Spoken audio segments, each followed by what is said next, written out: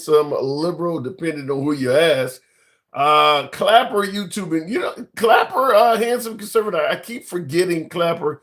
Like I said, I didn't get a large amount of support on Clapper, so I guess I didn't think to continue using it. But you've asked about it, and I think somebody else has asked about Clapper, so I may end up setting my Clapper back up. But I didn't think there was a lot of support for Clapper, so we kind of strayed away from using Clapper in favor of X. But Clapper it is. Anyway, starting the program off, we're going to talk about obviously what is going on in the news. And in the era of Trump, there is always news. There's literally always news. Trump is always giving us something wild and outrageous. But I don't know. Here's the thing. He hasn't been going before the cameras as much as he normally does. We can speculate on why. Some folks are suggesting that his health is at risk and things like that. You got people making social media platforms that are predicting the guy's going to be deceased in less than 6 months. There's one guy who's in the medical community who keeps saying that Trump has had ischemic strokes. He has heart issues. Folks are suggesting he wears some sort of a colonoscopy bag or whatever. But there are folks who are suggesting that Trump is not going to be around in 6 months. I don't know if I'm buying that. Listen, I know the guy is almost 80. He's no spring chicken, but that guy holds a hell of a schedule. I'm not buying it. The man is going to drop dead in the next 6 months, but people do say that. So it is what it is. But he has not been on television giving as many speeches recently. The last few days, at least, last few days. And I can tell that for the simple fact of my particular, because of what I'm doing, how I'm interacting with you folks in terms of content and things like that, I know when there's almost too much damn content to cover and when there's barely enough to get 2 or 3 topics in. So when he's talking constantly, there's hundreds of things to cover. When he's not, there's not as much. Now, we had shows throughout the Biden administration, so it's not like we need Trump to talk politics, but he absolutely gives you a lot more material and content, Whereas during the Biden administration, you might not be talking about Biden. You might be talking about Kamala. You may be talking about Republican senators. You may be talking about Jasmine Crockett arguing with Marjorie Taylor Greene or something like that. During the Trump administration, he dominates the news. You're generally talking about Trump. That's why a lot of folks believe that many people have Trump derangement syndrome because you're always talking about him. Well, I think that's kind of how he designs it. He wants you to always talk about him. He's always in the news. Anyway, so looking into the comments, we're going to talk about the simple fact of what you see on my monitor behind me. Democrats have caved, at least on the Senate side. The Democrats have caved. I believe 8 Democrats have now sided with the Republican Party in regards to getting the country back up and running again. Is that a good thing? Did they make the right move? That's what I want to talk to you folks about. Now, Congress still has to do it as well. But I think it's 8 Democrats voted with the Republicans to get the country back up and running. Now, what does that mean? Folks who are looking for their SNAP benefits will get them. Federal employees that are furloughed and not getting paid will get paid. However, the healthcare crisis continues, and the Democrats caved without getting any sort of victory whatsoever. So it's not like they caved with anything to write home about. The Democrats caved simply because some of them felt it wasn't doing any good. The breakthrough came when 8 Senate Democrats crossed the aisle and agreed to end the shutdown without a guaranteed extension of the Affordable Care Act, also known as Obamacare. It was only an agreement to hold a vote by mid-December on extending expiring health care tax credits. Those Democrats admitted that keeping the government shut down was not a winning formula. As of this morning, there was a 0 chance of having a work on the ACA. Now there's a measurable chance. Will it be everything that everybody wanted? No, because we need 60 votes. But here's the thing. I want to ask before we continue. He says before working with the Republicans, there was a 0 chance of working on the ACA. Now that the government is back up and running, there is a measurable chance. What the hell does measurable mean? Because I heard one politician say it went from 0 to 50-50. Do you believe that President Trump and the Republicans will now work with and negotiate with the Democrats on the Affordable Care Act now that the Democrats are siding with the Republicans? Do you believe that the Republicans will pay the Democrats back in kind by now working with them? I'd like to see your comments on that one, but continuing on. We can open the government and we can still fight to address this looming healthcare crisis. Their position angered other Democrats, including Senate Minority Leader Chuck Schumer, who voted against ending the shutdown. I must vote no. This healthcare crisis is so severe, so urgent, so devastating for families back home that I cannot in good faith support this CR. Now, Chuck Schumer is still the Democrat leader of the Democrat leader of Congress. Many on the left are saying he has to go because 8 members of his side went with the Republicans. And the leader of Congress, his job is to rally the troops. You lost 8 members of your side to the Republican Party. Now, this is something that would not happen under Nancy Pelosi. Nancy Pelosi was really good at gathering Congress. Chuck Schumer is not so good at doing the same with the Senate, and many are suggesting that he has to go. Now, I want to just simply say before we continue on, Chuck Schumer's job with rallying the troops in the Senate, that's very similar to what Trump's job is with rallying everyone in Washington. Just like Chuck Schumer is supposed to keep people in line, Trump is supposed to do that as well. During this shutdown, Trump has not done anything that is resembling leadership, in my humble opinion. You got both sides disagreeing with each other, and you're just out here telling jokes and sending, insulting memes and shit like that. I just think what Trump, it was really left up to the Democrats and Republicans to squash this out by themselves. Trump did nothing to get to sit these folks down and get them to work with each other. He did absolutely nothing. And that's what a leader is supposed to do. To me, and I'll get a lot of pushback on this, but to me, President Trump handled this terribly. But it looks like they may have came together on their own. So we're going to talk about the Democrats caving to the Republicans to end the shutdown and whether or not that was a good thing. Here is something that many will say is a good thing. Maybe not all of my beloved MAGA, but I just want to play this because this is something that a lot of folks were concerned about. Today, the U.S. Supreme Court has declined to revisit a ruling that recognizes a constitutional right to same-sex marriage.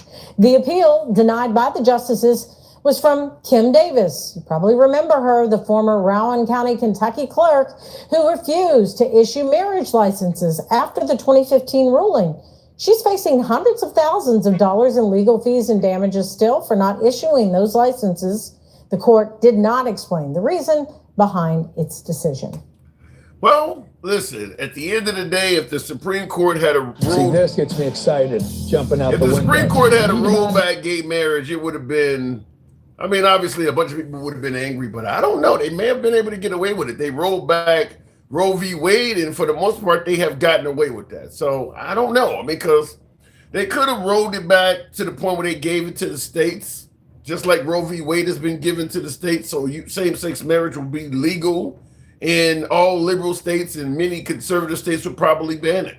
So they could have done that. But for folks on the left, thank God that they decided not to hear it. So same-sex marriage continues on. And some folks believe that interracial marriage will be considered or pushed as well. If they didn't get same-sex marriage through, I doubt if there's any chance they'll be able to do anything with interracial marriage, because same-sex marriage only became legal in 2015 when Obama legalized it. So to me, that would have been a lot easier to overturn than interracial marriage, which has been legal since the 1960s. America has just gotten used to same-sex marriage. Interracial marriage has been around a long time. So not saying that somebody may not challenge it, but I doubt if it has any likelihood of success. So shout out to the Supreme Court. And because they didn't give any answer, you don't know how individual justices felt about it. So you don't know, but at the end of the day, they didn't block it. Last question I want to ask is, in fact, I got a bunch of them here. Here's one. I don't know. I'm sure you guys heard this already. This is not of anything of any importance, but I'm sure many of you know that President Trump yesterday was at the Detroit Lions game. They played the Commanders, and it didn't go as well as many Trump appearances, like when he appeared at NASCAR and things like that, where people were cheering and folks are yelling, let's go Brandon and things like that.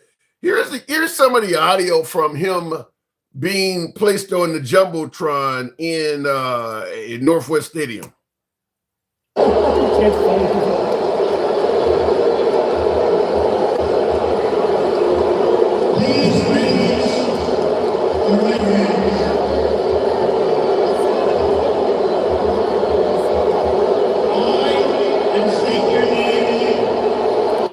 Now, he was swearing in U.S. soldiers that had enlisted, service personnel that had enlisted. He was swearing them in, which is an honor to get sworn in by the president.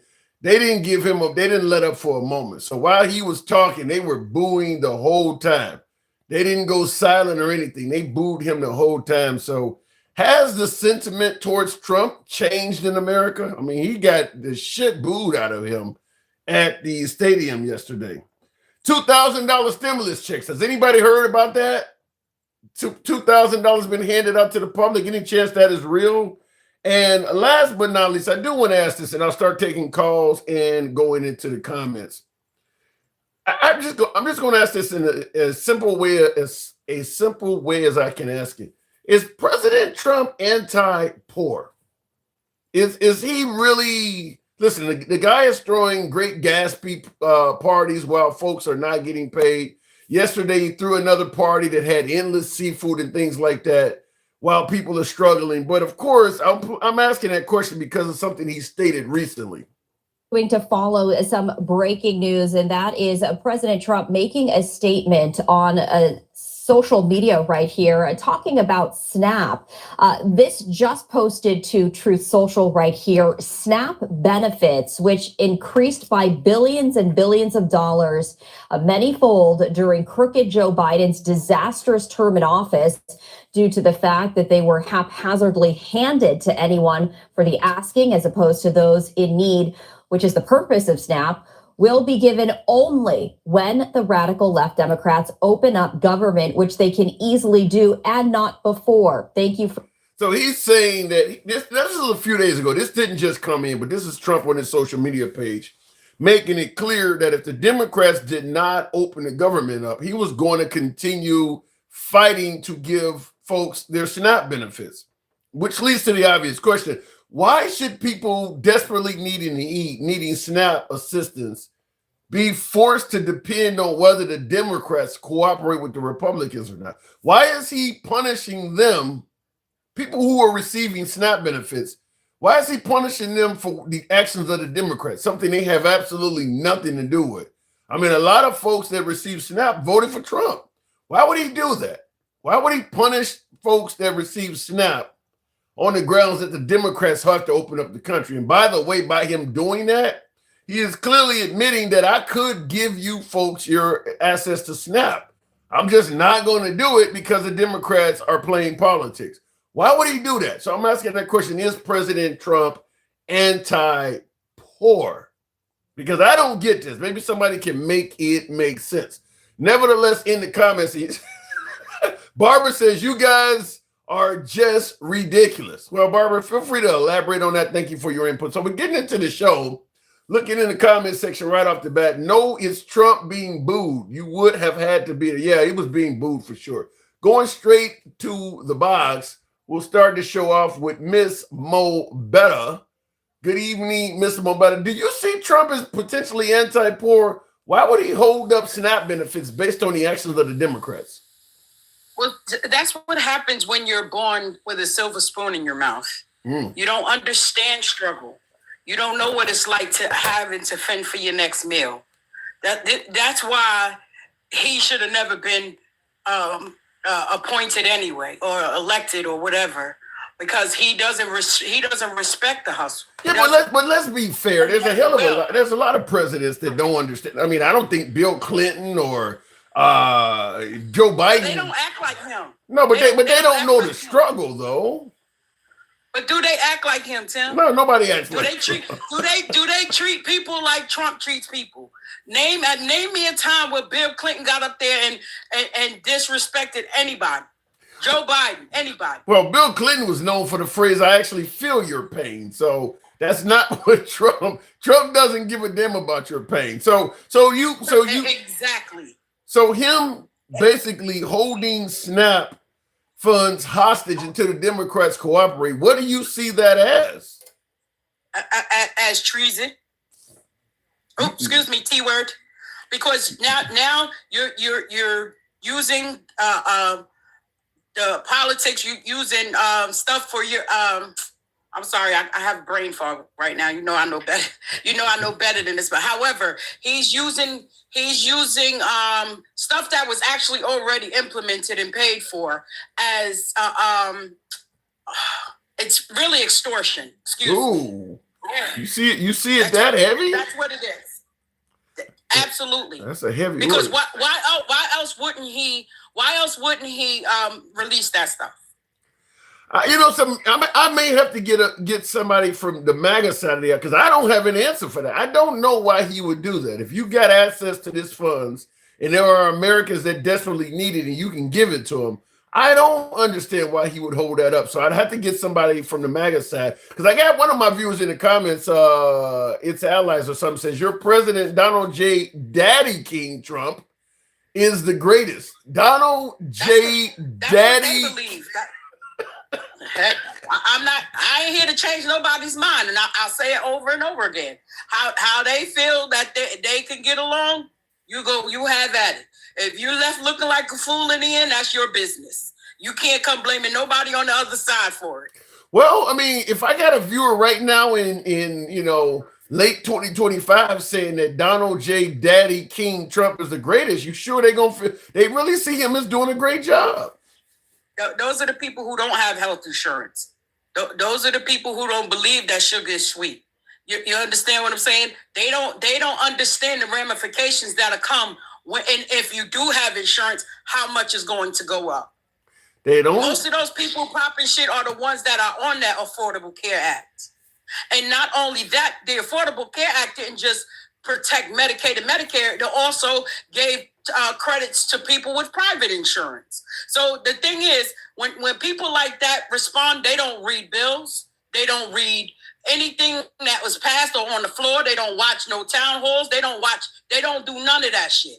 They just on here taking talking points from Fox News, the fakest news out there, and running with it. I listened to you and I don't know, maybe my ears ain't working right, but I can swear that you were almost indicating that MAGA is politically uneducated. Pretty much. The proof is in the pudding. And that 77 million numbers didn't lie. Sorry. So you do see at the end of this, it's going to hurt MAGA as well. Absolutely. And that's the biggest thing. It's not that, what he did is just going to hurt one party. He made them believe that. That's what makes them slow. It makes them believe that, what he did, he's cutting Democratic programs. Oh no, because you voted Republican and you're not in that 1% that it won't affect you. Don't let the devil do you like that. What? No, do better. If you knew better, you do better. But how do you respond to folks who suggest that Obamacare was not that good anyway? George Elliott in the comments says the Affordable Care Act, which is also known as Obamacare, he said it made all insurance prices go up after it was implemented factually. It sucks. It did. It did. I agree with that. It made insurances go up. However, it's not just about us. Unfortunately, this is the kind of government that we deal with. This is what we have to deal with. However, it made it so people were not out here unaliving on the streets or going and sitting in emergency rooms and shit and can't get care because they don't have proper insurance, which, by the way, still happens. What do you wait? You're admitting that it made the price of insurance go up, which is what my MAGA view is saying, but not to the rate that they're sending it up now. But why would insurance going up be a good thing? That means MAGA is correct in saying Affordable Care Act. It's not. It's not a completely good thing. Did it cost us a little more? Yes, but not to the point where you're paying triple and quadruple of the amount of insurance that you're paying. That's not how that works. Yeah, but if I'm paying for insurance before Obamacare, I don't care if my insurance goes up only $10 a month. That's a negative. That's what they're saying. James Harper, thank you for the TikTok cap. Appreciate that. So, in that case, then what is the solution to that? Because Trump has none, and I can promise them that. And that's what made Obama smarter than him, and he knows it, because he made it in a way that you couldn't just get rid of the program. You couldn't just drop the program. And again, Trump has nothing to back that up. Okay, Affordable Care Act sucks. What are you going to do to counter that? What are you going to do to fix that? He has no plan. And this is why he don't get no respect for none of that. Well, speaking of not getting respect, and shout out to Rodney Dangerfield, the late Rodney Dangerfield. This is going to be one for you. You know, we let you take it wherever you want to take it, but you always bring out the most interesting comments from my guest. Joe Blow is spelled Blough. I like it, Joe. Joe Blow says she sounds like the crazy black preacher on YouTube. What say you? And tell him his name sound like he sucks dick. Mind your business. Okay. Period. Okay. Next. Oh, God. Let me pick the microphone up. All right. So, Jesus Christ. I wasn't expecting you to swing that hard. Okay, so in addition to what we're discussing here, Democrats have caved. And I see in the comments, somebody says, she got him. Yeah, no kidding, Dr. Black. So Democrats caved to Republicans. Is that a good thing? 8 Democrats have went with the Republicans now. No, because you know who the eight were that caved in? Well, what? They're 68, 80 years old. They're not up for re-election. Yeah. They don't give a fuck one way or the other. So they don't give a fuck. I'm gonna sell you out. And they talking about for a promise vote. You went and y'all caved to some shit he did. It wasn't even solidified. You had nothing solidified to say, oh well, he promised the vote. You took a promise from Trump. Really? And I seen the comments. Debo says those 8 people sold their souls. Do you think it's that bad? Yep. You got to. I don't have my paperwork in front of me, but you got to see the numbers of their bank account, their checks. Yeah. I mean, 370,000 was the least amount on that list, out of those 8 people. One of them was Hillary Clinton's running mate back in 2016, Tim Kaine. Well, listen. Like they call them rhinos, you got some dinos too. Yeah. You got dinos too. You have a lot of Democrats that sided with Republicans, but they were too afraid to say who they are. But my thing, even if they're Republicans as Democrats, if you're a Democrat, vote on the Democrat side. Be on the Democrat side. If you're Republican, go on the Republican side. Is that how it should be? Don't be a wolf in sheep's clothing, because that's what that is. But, okay, you say if you're a Democrat, vote on the Democrat side. If you're Republican, do the same for the Republican side. What about folks who suggest your allegiance is not to the party, but to your constituents? If you're a senator of, I don't care, a senator of West Virginia, like Joe Manchin was, you're not siding with the Democrats, you're siding with West Virginians. But when you vote and surrender and cave just like they did now, what's the point? Wait, say that again. What's the point? If you're like those 8 Democrats that just surrendered, they didn't just cave, they surrendered, then what's the sense of saying that you ran a Democratic Senate?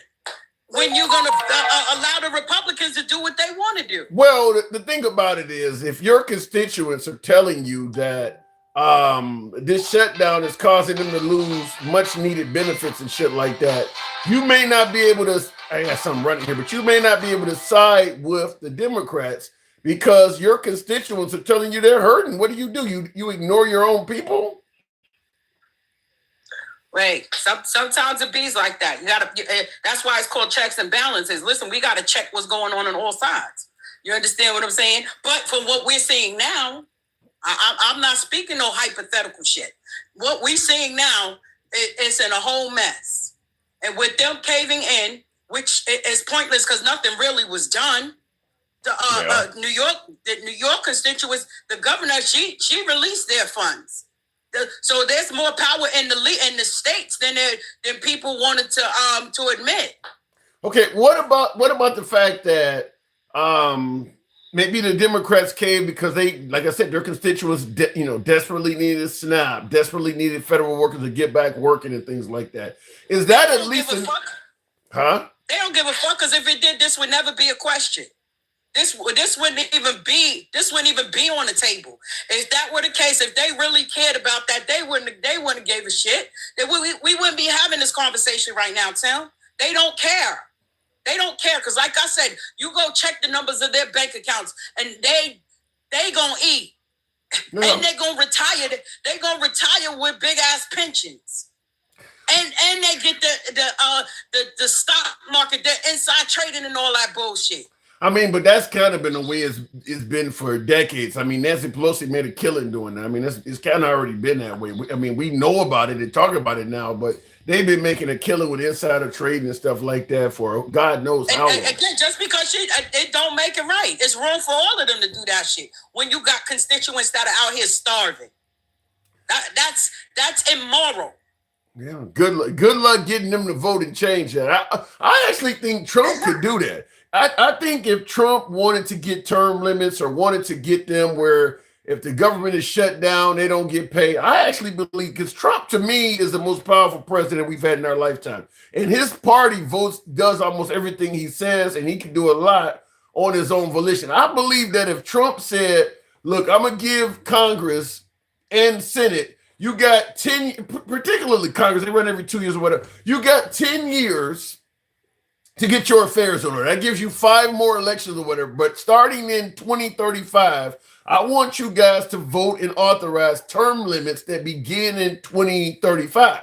That way you guys still all got 10 years. You want to get your money, whatever you want to do. You want to still get paid. You want to secure your legacy family-wise and all that. But as of 2035, I want you to vote in the bill that as of 2035, from that point on, there are term limits to Congress and the Senate. I actually believe he could get it. I mean, because I don't think the Republicans would vote against it. I see Doze and Don present that. They call Joe Biden Sleepy Joe. This motherfucker sitting in front of all these cameras, knocked out, and you don't hear shit from MAGA about that. MAGA Republicans and nobody. And the Democrats should actually pick that shit up and run with it. Well, pick it up and run with it.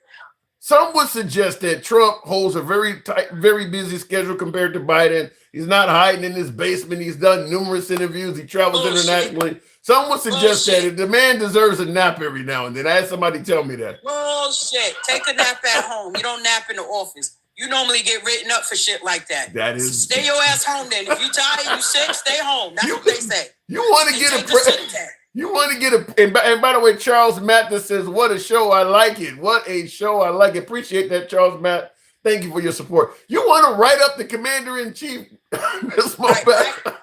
want to do a little more than that, but I don't want TikTok to flag your show. Okay. Now you got me. You got me shaking. I wonder what you're talking about. But that is our. Listen, you know I could get terrible with my mouth, Tim. So.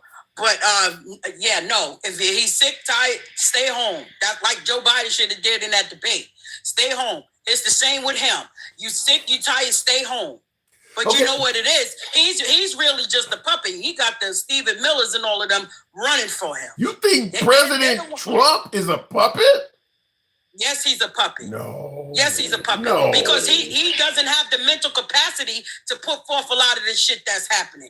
That's why he the Project 2025 and all of that shit is going forward. I mean, I think all he has to do is sign it. Well, he had the mental capacity to beat the hell out of the Democrats.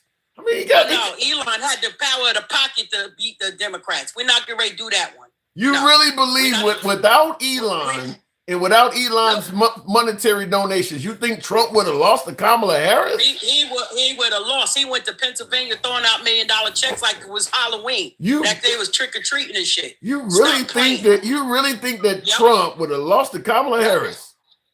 Yep, and then Starling. Listen, it's not like he beat Kamala by 5 million votes. He only beat her by 1.5 million votes. That's not a lot of votes, Tim. He had 77 million. She had 75.5. So that's not a big number. My guess is if Elon hadn't have made that huge contribution to Trump, other folks on the right might have done it. I don't know. Kamala Harris with 107 days beating Trump. That's a tall order to fill. In 107 days, she had 75 million votes, Tim. Come on, you're not giving her enough credit. Like you want us to give Trump a little more credit, you're not giving her enough. I think that Kamala to run in 107 days, not being able to really campaign like he did for 4 years, and to get that many votes, there's no way he would have beat her without Elon's help. Common sense, it doesn't take rocket science for that. Well, my point is this: there was a lot of hatred for President Trump. My guess is you could have put a host of liberals in the place of Kamala Harris, and they would have probably still got most of her votes because they weren't voting for Kamala, Miss Mobetta. They were voting against Trump. So, but this is what I'm saying. They had a lot of hatred for Trump. That they had even more for her, because number one, she was a woman. Number two, she was a black woman. Then they were going on the fact that she locked up black people. You had white conservatives talking about she locked up black people. Y'all don't give a fuck. Shut the fuck up. Y'all try to talk that shit to make us to justify your vote. But we don't want to hear none of that shit. We know better. But you do realize she was asked what would she do different from Biden, and she couldn't even answer the question. Listen, that's a slip up on her part. That's a slip up. But if you went to her page and read her manifesto, you could see it was different than what Biden was doing. So this is the point. People don't read. Sometimes you do have to read. Yeah, well, sometimes you do. Ain't nobody gonna go read your manifesto when you on TV being asked a question and you can't answer. I mean, for all we know, somebody else may have typed that shit up. You're being asked on TV and you can't answer this. No. They could continue to believe the lie. Then let them keep getting rammed up their ass without no lube. How about that? All right, 3 more years of Trump. I gotta move it on, Miss Mobetta. That was a mic drop. Appreciate you coming on. Thank you very much, Miss Mobetta. Well, peace out to all my folks in the chat. Appreciate it. Good talk. All right, moving on with the program. By the way, tap the screen. Big Wave Dave, thank you for the super chat. Says they used the shutdown to win elections. Now they got that. They will move on. How did they use the shutdown to win the election? You saying that the Democrats used the shutdown to win elections? Well, listen, I know the MAGA side of the aisle is going to say think differently on this, but I do believe that the shutdown was reflecting more poorly on Republicans than Democrats. I know the Republicans were saying it's a Democrat shutdown, et cetera, but to me, if you're in control of all mechanisms of government like Trump was, I don't see how you get to blame it on the Democrats. But in addition to that, once you came out and admitted I could hand out SNAP benefits and I'm just choosing not to do it, for folks who are receiving SNAP, why are you blaming the Democrats for the shutdown when Trump is admitting that he's just simply choosing not to give you the money anyway? In addition to him saying he wasn't going to give out the money unless the Democrats open up the government, he's also fighting with the courts not to pay him. I mean, it's pretty clear Trump didn't want to pay you. So, and then, of course, there's the nuclear option, or what do you call it, ending the filibuster that the Republicans could have done on their own. The Republicans could have made the government come back up and running without the Democrats at all, and they chose not to. So to me, it's hard to look at this and walk away saying it's a Democrat shutdown. That's just my opinion. The Democrats don't care about their own party, says handsome conservative. Hard to believe the party cares about Democrats. What would lead you to suggest that the Democrats do not care about their own party? Give me some examples of what the Democrats have done to make you believe they don't care about Democrats, because the Republicans are saying the same thing. I mean, better yet, the Democrats are saying the same thing about the Republicans. The Democrats are also saying that Trump does not care about his own supporters via SNAP, via health care. They're saying the same thing. What policy did Trump tell you, fools? What are you saying there, Dan? Trump wants to get rid of habeas corpus, the filibuster, etc. Here's the problem with getting rid of the filibuster. Not only is it a problem where the Democrats can use it if they get in power, but President Trump stated himself that if the Republicans get rid of the filibuster, the Democrats cannot win again. He said by the time the election comes, so many things would have happened. And what he said to me was frightening. And I actually believe Trump, because what he is saying is once we get rid of the filibuster and we start doing things based on simple majority, we're going to start passing all kinds of laws that may be based on that. Who knows? For all we know, it could be a poll test required before you can vote. Who knows what they're talking about doing? But he's saying that we would be able to do stuff based on simple majority, and we already have the majority. So what he was telling the Republicans is get rid of the filibuster because we could do so much shit before the election that they would have no chance. He said his words were it would be impossible for the Democrats to win. I don't know about impossible, but I think he's on the right path saying that. I think because they could do a host of different things. Here's the conservative said the Democrats shut down the government just to accept the first deal they were given before they shut down. Look, like I said, when it comes to the overwhelming majority of power that the Republicans have, all you need is 8 people. This is why I keep saying, and I'll go back to the box shortly, tap the screen, get us up to 25,000. You know what we always say, it helps out the algorithm. We don't block, ban, or censor anyone on this program. We are MAGA friendly. Nevertheless, liberals are welcome as well. I have to give my spiel occasionally. If you enjoy civilized dialogue like this from all sides of the aisle without anyone being blocked, banned, or censored, you can be critical of anyone on this program, including yours truly. If you enjoy open dialogue like this, feel free to follow us if you're currently watching on X, if you're currently watching on Instagram or TikTok, and if you're watching on YouTube, give your boy a sub. But in regards to the Democrat shutdown, to me, this is why I keep saying Trump is not acting like a leader. If the Democrats and the Republicans are not working together, it's your job to sit them down and hash out an agreement. You don't need very many Democrats to see things your way to get the country back up and running. He didn't do any of that. He just sat back and let the Republicans and Democrats fight and kept insulting the Democrat Party, sending out, Hakeem Jeffries wearing a sombrero and, what does he call it? Truth Social pages of him shitting on No Kings protest. Like, you got your two sides are disagreeing. The government shut down. Federal workers are not getting paid. Air traffic is coming to a halt. And people are suggesting that they're going to go hungry with 40 million people on SNAP. And you're online. This is the best you can do is Hakeem Jeffries and a sombrero. You think doing all of that chaos, the appropriate action as the nation's leader, our commander in chief, is to tell jokes? To me, that is horrible. But MAGA found it to be humorous. They liked it, et cetera, et cetera. But to me, that is just unbecoming of a leader during that time. Tell your jokes later. Right now, things are fucked up. I mean, you got planes that are at risk of crashing.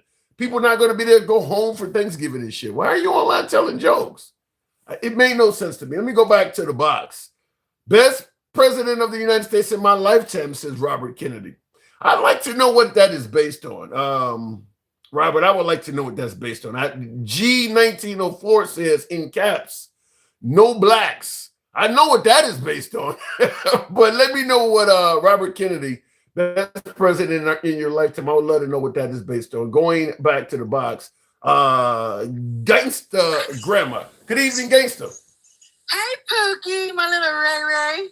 You little butterball head looking ass. That's a little bit more. How you doing today?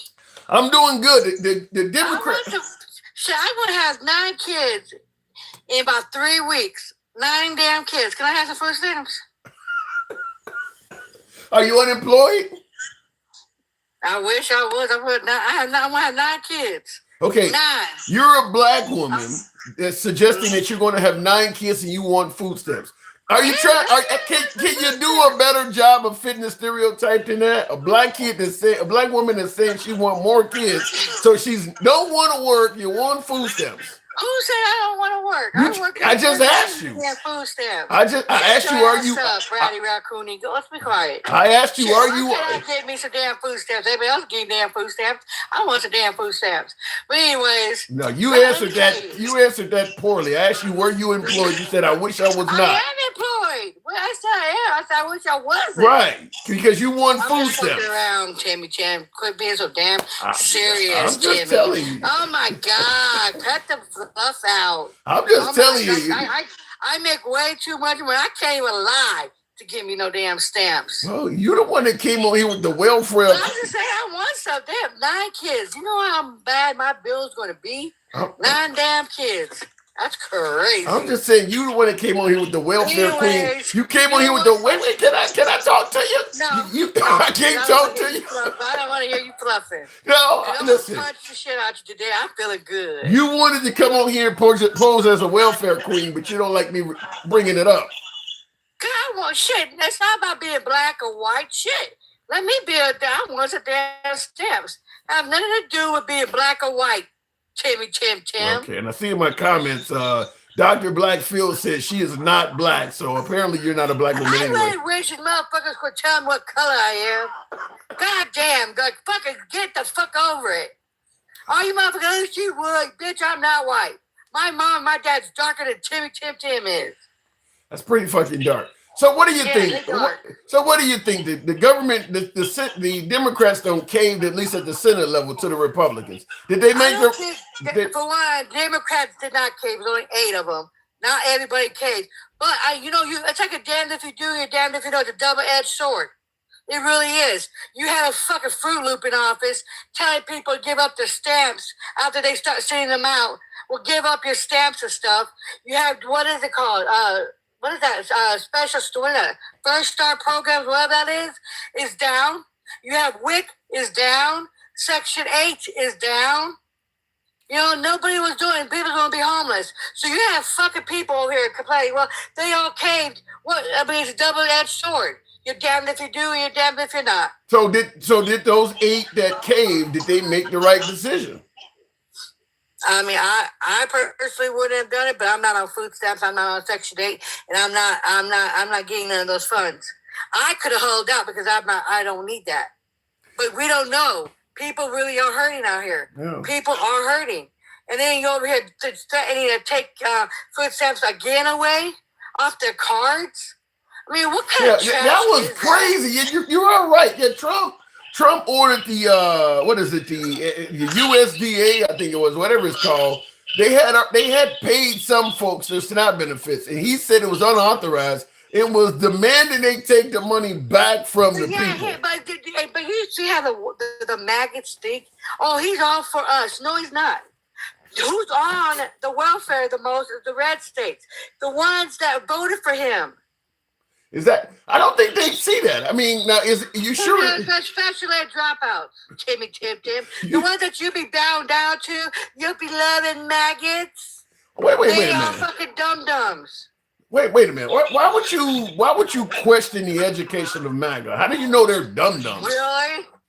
I'm just asking. Have MAGA, whatever his fucking name is. MAGA Reacts. MAGA Reacts come up here acting like he thinks he knows it all. And fucking acts like it's stupid. My brain hurts. When I get high, my brain still hurts just talking. Like he just talks and my brain fucking hurts. Because he's stupid. You know what's funny? He's an immigrant, okay? And yeah, he's white as shit. And he belittles other immigrants. Like, bitch, you are not. And you know what's funny? That he could go and do something, and they could deport his stupid ass and take his membership. I believe he's a citizen, Gangsta Grandma. It doesn't matter. They're saying it now. They could take his citizenship away. They said it. Well, so what the fuck? But then I have to ask you, if somebody is in this country and they've been fortunate enough to be blessed with U.S. citizenship, if they go and commit a major felony, you would have a problem taking that citizenship away from them? No, I hope Maggie Reacts fucks up and does something. Unless somebody does something, let his ass get deported. Why would you want him deported? One less white devil we gotta deal with. And I see in the comments, Card Chick 75 says, I think Trump haters are jealous. That's a female. She thinks. Rich, what am I jealous over? The orange orangutan with no dick? What? Well, I mean, what are we jealous about? What? He has uncooked protein. Am I jealous for that? Fuck no. What am I jealous over? I'm not jealous. See, I'm blue all day, and I'm proud to be blue. I'm proud to be, a leftist to a point. You know what I mean? I'm like a middle, But let me tell you, I'm not a tolerant leftist. I would take you to the pits of hell. I give you guys the same goddamn energy. Fuck you. Fuck everything about you with your racist ass. Well, you know what I mean? Well, Michelle Obama suggests that you go high when they go low. Michelle Obama's a beautiful black woman, but I disagree. I would take them to the pits of fucking hell. Look what they're doing to us. Look, and then, you know what? They opened up. I don't know why they did what they did. I'm not going to denounce them because, like I said, it's a double-edged sword. It is. He's threatening people. People are going to lose everything. The federal employees need the money because they're going to lose their homes and stuff. Repos are number one high right now. Of cars. I'm hearing about that. So what the fuck, man? I mean, what do you guys want the Democrats to do? See, this is what I can't stand about our fucking party, okay? You're damned if you do, you're damned if you fucking die. If you fucking can't, you open up the damn government, you're fucking a sellout. Oh, they all betrayed us. But bitches, you're not the ones that's suffering right now. There's poor people out there that's not eating. There's, people need, like I had to drive over 30 fucking hours to get home. Okay? Because of this shit. Now, you got stranded in Chicago, correct? Yes. And I couldn't meet you, you just scary looking fucking ass. I'm scared. I might get lollipopped upside my head. I didn't. Oh my God. So I'm scared of somebody that's a little tiny little shit. So 30 hours now. Did your flight get canceled? My flight got canceled. I got an email saying my flight was canceled. Yep. Wow. So I'm not gonna condemn them because we don't know. But what they did win though. If you guys really think about it, they got the SNAP program for a year. They got the WIC for a year. They got the Section 8 for a year. They got all that for a year. They didn't get the ACA, right? Okay. But they're gonna close it down by the end of what? By the end of what? This year. By this year, they're gonna close it down because if they don't come to the table, they're gonna shut it down. Let me ask you this. But they got all the ducks in a row though, so Trump can't do shit. I don't think you can ever put Trump in a position where he can't do shit. Don't ever underestimate Trump. I don't kiss the white man's ass like you, Tim. So hey. This has nothing to do with kissing the white man's ass. Let me ask you this. Because this is very common among MAGA. Why do you think MAGA, unlike the Democrats, believe that America would be better off without the Affordable Care Act, without Obamacare? Oh, well, they're going to fuck around and find out, aren't they? Because they're the ones that's on it the most. And half the motherfuckers don't even know they're on it. Ain't that some shit? Really? They don't even know they're on it. That's how crazy this shit is. You know what I mean? Half of them don't even, because that's how dumb and dum-dums they are. They're a bag of fucking dum-dums. You know what I mean? You can piss on them and tell them it's Kool-Aid, and they'll believe it. Why are you guys making MAGA sound so uneducated? I don't buy it. They are. Why do you think he puts them down? He tells them, you're dumb. He likes the uneducated. The smart ones hate me. They dislike me. Like, come on. He got booed. For the love of God, he got booed. People read it in the magazine like, oh, he's for us. Oh, he's for us. Where, bitch? He just took your fucking food stamps. He took your Medicaid and shit. He's doing everything. You know what I mean? But he's still for you. I'm under the impression, according to President Trump, that gas prices are down, the economy's doing well. He even stated, wait a minute, he even stated that according to Walmart, Thanksgiving dinner is going to be, 15-20% less this year. Oh, let's check this out. You want to go there? Let's check this out. For one, I don't like shopping at Walmart because, honey, Okay, but let me check this out. It's 25% cheaper, but it's their brand. Generic shit. Okay? Last year's was a little bit more, but they had all the good shit. This year, they don't even have everything in it. You want a cookie for that? Oh, bravo. Bravo. The man It's says things are 20%. cheaper. No, it's really not. It's a little bit cheaper. And they want a damn cookie? Well, I mean, if the guy is bringing down groceries and making them cheaper He's than not.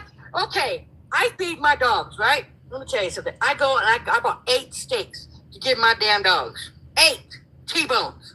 Do you know how much I paid for 8 fucking damn T-bones?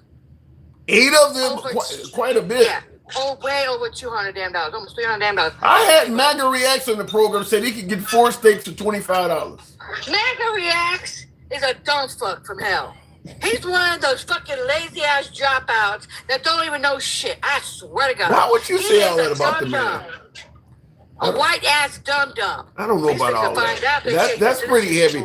And Charles Mathis, appreciate the support. Thank you, Charles. Now listen to this. And this is an interesting question. You hear Card Chick asked the question, how do you like the government in your health care and food? In other words, do you really want the government involved with your food and with your health care? What? Food stamp? We put it into the damn system. What the fuck are you talking about? We pay our damn taxes. And if I be damned, if people really bitch about 36 fucking damn dollars, right? 36 fucking dollars. And they're bitching about the poor people. They hate poor people. And they're poor their damn selves. They don't make over 500, 600,000 a year. You're never gonna be at that fucking table. But you're downing people that need it. Do you know, like my friend, okay, that she's dying, literally dying. She's on ABA, okay? Do you know how much they make? 80 grand a year. They just found out it's gonna be over 2,000 at the end of the year. And she was only making, hers was like, what, 900 a month. So get over it, shit. So the Affordable Care, they're going to have to pay $2,000 a month for their insurance? Yes. Yeah, that's and they make, and you know what I mean? And they was on, you know, because she couldn't work no more, they put them on food stamps. Yeah, once this hit, it's going to be a mess real quick. Robert Alvarez in the comments says, stop losing brain cells listening to this idiot. Got to move on to a show that has intelligent conversations. Alvarez, appreciate your input. Let me know what an intelligent conversation is like, Robert Alvarez. Thank you for your input. So, with the Democrat, let me ask you this also. It looks like they did save gay marriage. Did you ever think it was under threat under Trump at all? Were the liberals just fear-mongering? Duh. And man, white women and shit's they're gonna try to take that shit from you too. What the fuck? You think they're gonna get rid of the ability to have your own snow bunny? I mean, interracial marriage. Try to. I didn't say they would. I said they're gonna try to. I don't know. Let me tell you something. They don't like our asses. Who is they? They do not like black and brown people. Who are you? When you say they, who are you referring to? The maggots. The one that's in office. Steve. All of them. They don't like, get the fuck, you know what, Tim? Get off your knees. I swear to God. Do you want me to, because I'm going to be up there again. I have to go to court up there to get these babies. Do you want me to bring you some knee pads? Because I'll show you what buy some. You're telling me, wait. You're trying to say that MAGA, who has black members among them, MAGA doesn't like black and brown people. What's making you say something like that? Because the only reason why they got black and brown maggots because they want some fucking money. Because they swear up and down Trump is going to give them fucking money. They swear up and down they're going to eat at his fucking table. Even the white tea fucking maggots, the dumb as fuck, the poor as fuck, that is the doondocks of fucking the bumfuck Egypt ones, the ones that hillbillies, they swear up and down they're going to get fucking money. And guess what? They got fucking ass that lube. At least when I fuck a man in the ass with lube, at least I can do it with lube. They don't. You know what I mean? I'm under the impression if you want to get something, it's the Democrats that give away free shit, not the Republicans. The Republicans are dumb as fuck, okay? They're dumb. They're for the white rich man. And when I don't know when everybody's gonna ever fucking realize it, they're not for us. They don't not even for their own fucking people. When he took their food stamps away, who do you think they hurt the most? The people poor trailer trash asses. Well, you know something. I've been watching TV, and it appears that everybody that's complaining about not receiving SNAP benefits, they all seem to be black people that I can see. You fucking rowdy raccoon, but you like fucking Stella. What? No, hear me out, because I've actually. I seen the white people. I seen all the fucking white people bitching on TikTok. Oh, we'll go in there and steal the shit. It wasn't just black folks, you dumb fuck. You Okay. get it out. Get your fucking cooney ass shit out. I'm so done. You really are a fucking damn maggot. You're an undercover fucking maggot. Tim, you are a disgrace to the fucking black men. Okay. You need to stop your shit. Go drink some goddamn bleach. How about that? Oh my God. Okay, first of all, you interrupted me out of anger, so you didn't even know what I was about to say. What I was about, you're doing it again. You're doing it again. You're not letting me.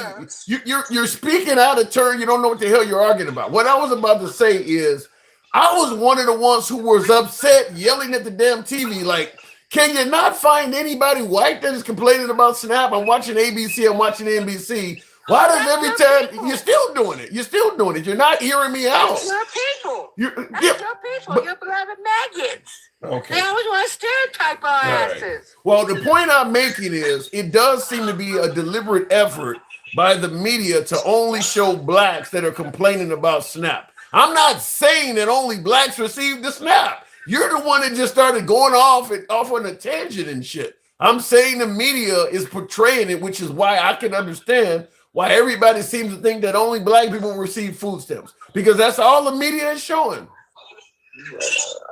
Because you're playing right into it. That's what they want. They always do that. They blame us for the Snap. They think black and brown people have a Snap. That's their narrative. That's the maggot narrative. And it's not even us that's on it. It's the white trailer trash asses, the boondocks motherfuckers, the ones that go and they have to go kill a deer and shit. Those are the lame ducks. They're the ones that are on the shit. You know what I mean? Not our asses. Go kill a deer? What the Yeah, they're the ones. The boondock motherfuckers. The ones, the hillbilly ones. Oh my God, why'd you bring him out? And now you're gonna have me go kill him. I didn't mean to do that. I didn't mean to do it. Maggie X, I'll bring you. I did that by accident. I don't need to put you. It's like putting two African cichlids in the same fish tank. You want his ass chewed the fuck out? I would have chewed his little white tea motherfucker, no good for nothing, trailer trash ass, bumpy ass shit. I would have tore his ass up, his uneducated fucking ass. And then, I can't stand that, man. I got real blunt to fuck with you motherfuckers. I really do, because I would go to prison. I would go to fucking prison. Well, I gotta move on, but we don't want you in prison, gangster. Let me tell you something, Tim. Let me tell you. They always want to judge us black folks. They always want to judge the brown folks. This is all about hate, Tim. It's all about fucking hate. You know what I mean? I don't hate the Democrats for what they did. But at the end, guess what? It's going to be shut down again. But this time, everything's going to be covered. Hopefully, he won't fuck around and find out. I really wish, at the end, one last thing, I really wish he needs to croak. I shit you not. I need to give him a couple more Big Macs, some fries, some something. I don't even know where to fucking go. I gotta move it on, gangster grandma. I don't know where to go with that last statement, but thank you for coming through. All right, moving on with the program. By the way, tap the screen. She said the man needs to croak. Damn.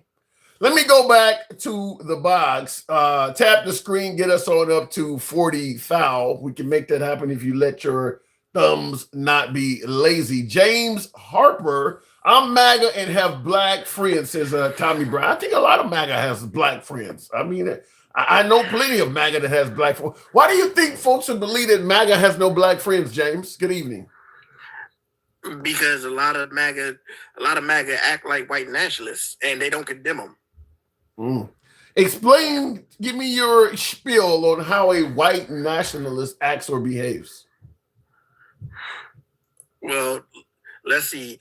They blame us for they either blame us or they blame immigrants for like leeching off the government when it's like Gangster Grandma said, it's actually white people that are the predominant recipients of government assistance. So like you're saying white nationalists blame blacks for mooching off the government? Yes, they believe the stereotype that it's black people that are lazy and don't want to work when we're not even like the main recipients of government assistance. We're not and we're also not the main contributors of the nation's crimes either. So black people, now they often say that blacks only represent 13% of the population, yet 50% of the prison population. And that would be a lie. That is, I mean, even Charlie Kirk echoed that sentiment. Miguel Martinez says white people are scared of black people. They big good in sports. What does that mean there? Blacks are good in sports, so whites are scared of us? You don't believe that white people are afraid of blacks, do you? No, but there's some that are jealous. I won't lie on that. Jealous in what way? They listen to stereotypes, and like they've been told, like we're bigger, faster, and stronger than they are. That's the thing that they've been told for a long time. So that, of course, that's some of the things that they get upset about. But what I wanted to talk about was the topic at hand, the government shutdown and things like that. Okay. Well, the Dems caved, at least at the Senate level. Do you support the caving, or should they have continued to hold out?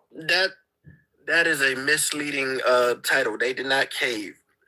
What they should say is some Democrats crossed over, not the Dems caved, because saying that the Dems caved would make it sound like they all just decided, you know what, we give up. We're just gonna go along with what they say.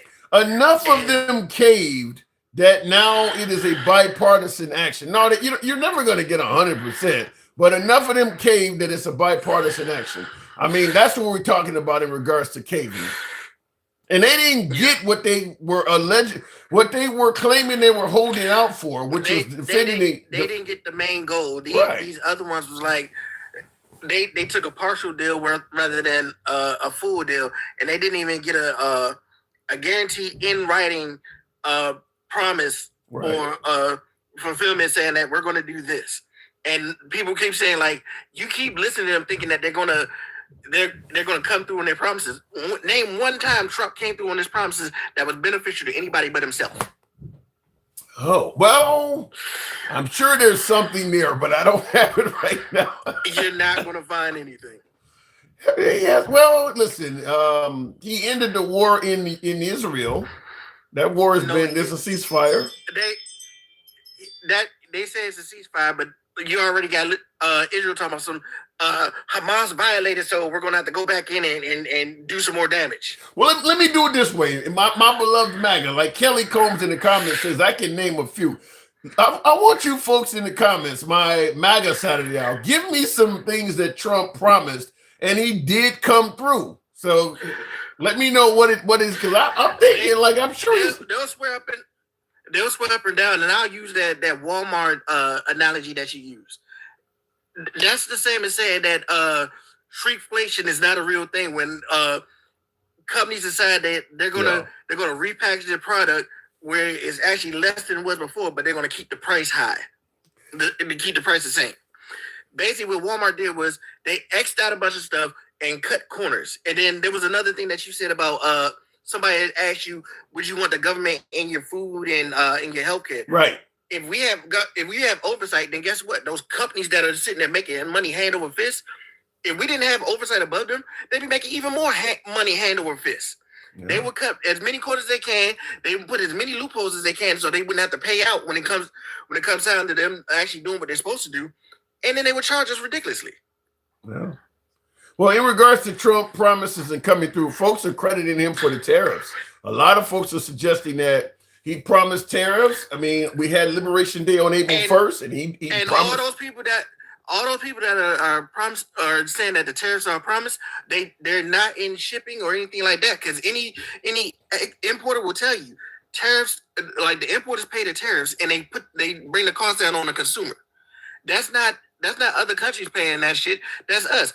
And then when it comes to like a lot of those things, to some of those countries that are going above and beyond, what do? They'll ship the product to a different country further down the line. They'll change the tag, and then they'll still ship to us, and they still make their money.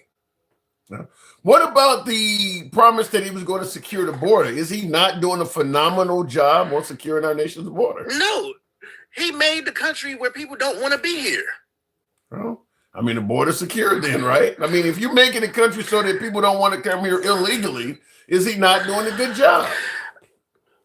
No, that's the thing. He's not even going after the people that are here illegal. He's going after the people that's doing the right. He's going after the ones that are actually doing the right thing, going to courts and things like that to actually get their citizenship. The things that they said they were going to do when they got into the country. He's attacking them. Yeah, but he is. Protective status. But you would admit he is also going at the people that are here undocumented and that are here illegally, right? He's going after anybody that looks like they're not white. Because he's not going after the European illegal immigrants, the ones that overstay their tourist visa or their education visa. He's not going after them. So what are you saying? He's operating from a standpoint of racism or something? He's not even the one that's directing them. The one that's directing them is Stephen Miller, a known racist. I've heard plenty of people say that about Stephen Miller. I mean, I'm hearing that. So you don't. When Trump got out of office and after Biden got in, Stephen Miller spent that whole 4 years in a group that was sitting there targeting, suing in places, talking about things like civil rights and things were against the white man. Wait, say that again. He was suing institutions and things like that, saying that their policies were discriminatory against white people. Well, some folks do believe that DEI and affirmative action is discriminatory against white people. Some people do believe that. If that's the case, why is the biggest beneficiary for DEI and civil rights white women? Well, the white men are the ones that are complaining, though. A lot of people that were complaining about it is the ones that needed a scapegoat for why they weren't getting in, so they blame that. And like especially the ones that weren't getting into colleges, they swear it up and down there was DEI and civil rights that were giving up those spots instead of doing legacies. Let me ask it to you this way, because Joe Biden, before Trump came along, his poll numbers were terrible, which is why Kamala Harris got blamed so much for saying she wouldn't do anything different than Joe Biden. I want to ask, with Biden's poor poll numbers and perceived poor performance on the economy, how do you view the country now under Trump compared to Biden? I mean, like this time, it's worse. In what way? In every way. Unemployment's up. The GDP is down. Let's see what else. Consumer confidence is down. Like hell, every industry that you can think of is down. Like the only thing that's up is the stock market. I mean, that's a lot of people's 401ks and retirement plans, though. But it's not even their 401ks because a lot of people got to dig into those 401ks in order to survive. Yeah, but I mean, at the end of the day, that would benefit. And then you gotta also remember, like a lot of reason why like the stock market look like it's up because people are doing buybacks and rug pulls. I don't know. And I see somebody in the comments says, "How was the economy under Biden versus now?" So you're saying the economy is worse now than it was under Biden? Yes, it is. I don't. Well, listen. I mean, I know the price of gas has actually went down somewhat. That's the only thing that you can go off of. And guess what?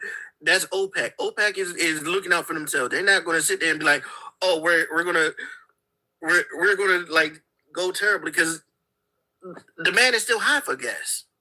Yeah, the supply has not gone down. Like in fact, like compared to Trump's first term and Biden's term, Biden drilled more and produced more oil and energy than Trump did. What about the notion that Trump has only been in office for like 9 months or so, and as he stated, it's going to be a little short-term pain for long-term gain, meaning that he is going to turn things around in the remaining 3 years, and it's going to be a phenomenal output compared to Joe Biden.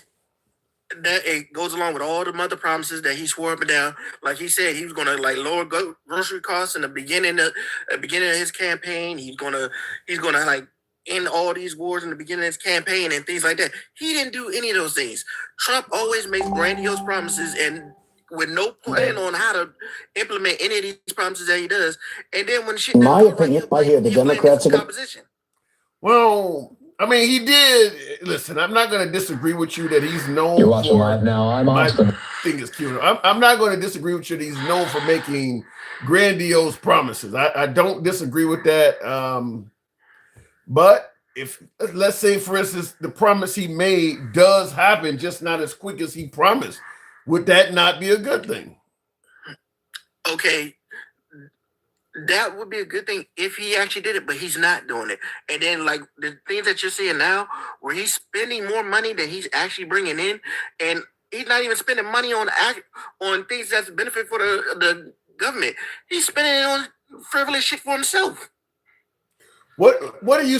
Well, I was about to ask you what is he spending money frivolously on, but I already kind of know some of the answers. I mean, okay, I was about to say to like, don't try to. I know. Listen, I get some of the folks feel like it's fluffing or whatever the case may be, but when we have audience members in here asking those questions, a lot of times I'm asking you these questions. They're not for me. They're for folks who are watching. Like somebody get up here and say Trump is a racist. I can't already know where they're coming from and how they feel, but I have to ask, why are you saying that for the audience that's watching? I won't just outright say Trump is a racist. I say Trump is an opportunist. And if the people around him don't like black people, he's not going to sit there and say, no, you can't think like that. No, he's going to let you think how you want, as long as you do whatever he thinks he's got you doing. Trump is a useful idiot, in other words. Well, the guy is, there are people suggesting that he will be our president come 2028 to 2032 as well. So you can say useful, but he may be around for a while. You want to know why? Because the people that use him would allow him to be president because they run things in the background. And MAGA is so damn, they're so busy being trolls and culture warriors that they'll allow him to just on your energy bill within 12 months will be cut in half, and that's my pledge. Has he done anything good at all, in your opinion, for this country? Nothing. Really? Not one thing? Not one thing. That's going to lead some of my guests to say you have Trump deranged. Not and you want to know something? They can say that all they want, but they can't even prove like one thing that he valuably did for the country. Well, I told you, securing the border. He's found millions of dollars in waste, fraud, and abuse in the federal government. No, he's protected the integrity of women's sports. No, hold on, wait. He did not find no waste, fraud, and abuse in the government because the biggest thing that we spend our money on is government contracts. Like I said, MAG is all about cultural issues over actual issues. Like they'll waive some cultural issue that doesn't even affect 1% of the goddamn country as a victory, as opposed to like the problems that actually affect 99% of us. Last, before I'm moving on from you, how about this? Here's a promise from Trump. Now, this is something that will allegedly culminate in January, because Trump was sworn in January, but here's a promise that he made. Your energy bill within 12 months will be cut in half, and that's my pledge all over the country. Beyond farmers, that's my pledge all over the country. We have more energy under our feet than any other country. I call it liquid gold, and we have more than any other country. We have Anwar in Alaska, which the first thing they did, the Biden-Harris administration, everybody wanted it. It's the biggest. It could be as big or bigger than Saudi Arabia, and would have supplied Asia, would have supplied vast parts of the world, would have made more money than you could even imagine. We were going to lower your taxes, pay off debt. They terminated it. Reagan wanted it, couldn't get it. Everybody wanted it, couldn't get it. I got it. They were all set to drill, and the first thing they did the first week is they terminated Anwar. But I'll have your energy bill down within 12 months. We'll have your energy bills throughout the country. I'm not just talking here. I'm talking all over.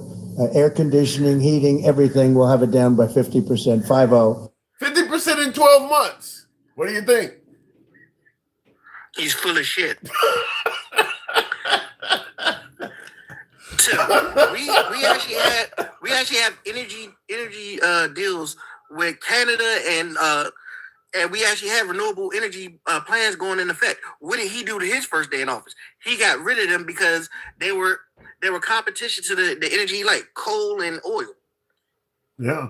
Well, he still thinks that coal is going to be like a great energy source when that industry's been dying for years.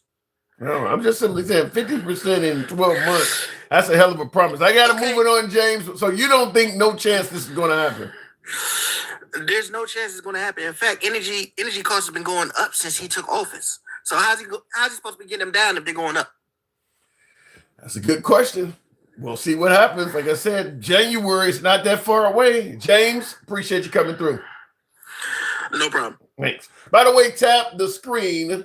Get your boy on up to 50,000. Help your boy get that TikTok cap goal. Helps out the program, helps out the algorithm if you tap the screen, get the likes on up to 50,000. Clean coal is like a clean cigarette. Damn. There is no such thing. I get what you're saying. I wouldn't know I live off the grid with solar. Crazy thing is, Kelly, Kelly Combs, you say you live off the grid with solar. I remember when Obama was trying to give subsidies to bring down the price of solar panels. The Republican administration, Trump was in the background trolling, but he wasn't in the game like that. They were saying all kinds of negative things about Obama when he was doing that. Remember Solyndra and things like that? They were coming up with every reason possible for why solar panels, in 25 years, the panels are no good and it's going to create all kinds of toxic waste. They had nothing positive to say about that at all. I'll tell you, as someone who drove around the country as a over-the-road expediter, so I lived in a vehicle that I ended up, hooking up myself to make live. I used to carry freight all over the country, and I put 4 100-watt solar panels on top of my van, and I can tell you, thanks to Obama, the price for a solar panel went down significantly. In fact, it's continued to go down. I think I paid $150 per 100-watt panel, so I got 4 for like $600. I think they're now under a dollar per watt. That is something that it can be attributed to President Obama that we don't talk about. But Obama was obviously in favor of alternative energy, and he did subsidize the solar panel industry. So when you say you live off the grid and you use solar, a lot of the fact that solar panels are affordable is an Obama accomplishment. You don't hear it mentioned much, but everybody who lives off the grid probably uses solar panels. Anyway, looking in the comments, why am I hearing all these jets fly over? I don't know where you're at, Jay Razor, but that's in your local area. Could get off your ass and vote to open the damn government, says Charles Mathis. Yeah, well, Democrats have opened the government. We're asking, is that the right thing to do? I know about 8 people that's got solar panels on the roof, and they all regret it. Well, the panels themselves, I don't know why they would regret getting panels on the roof. Now, did they pay too much for them? Did they get a bad installation? That's something different. I don't think they regret just having panels on their roof. Is it hurting their roof? I mean, that is free energy. There's more to that story than that. If you got solar panels on your roof and you regret it, that's probably got something to do with who installed them or what promises were made to you or something of that nature. I don't think that has anything to do with the panels themselves.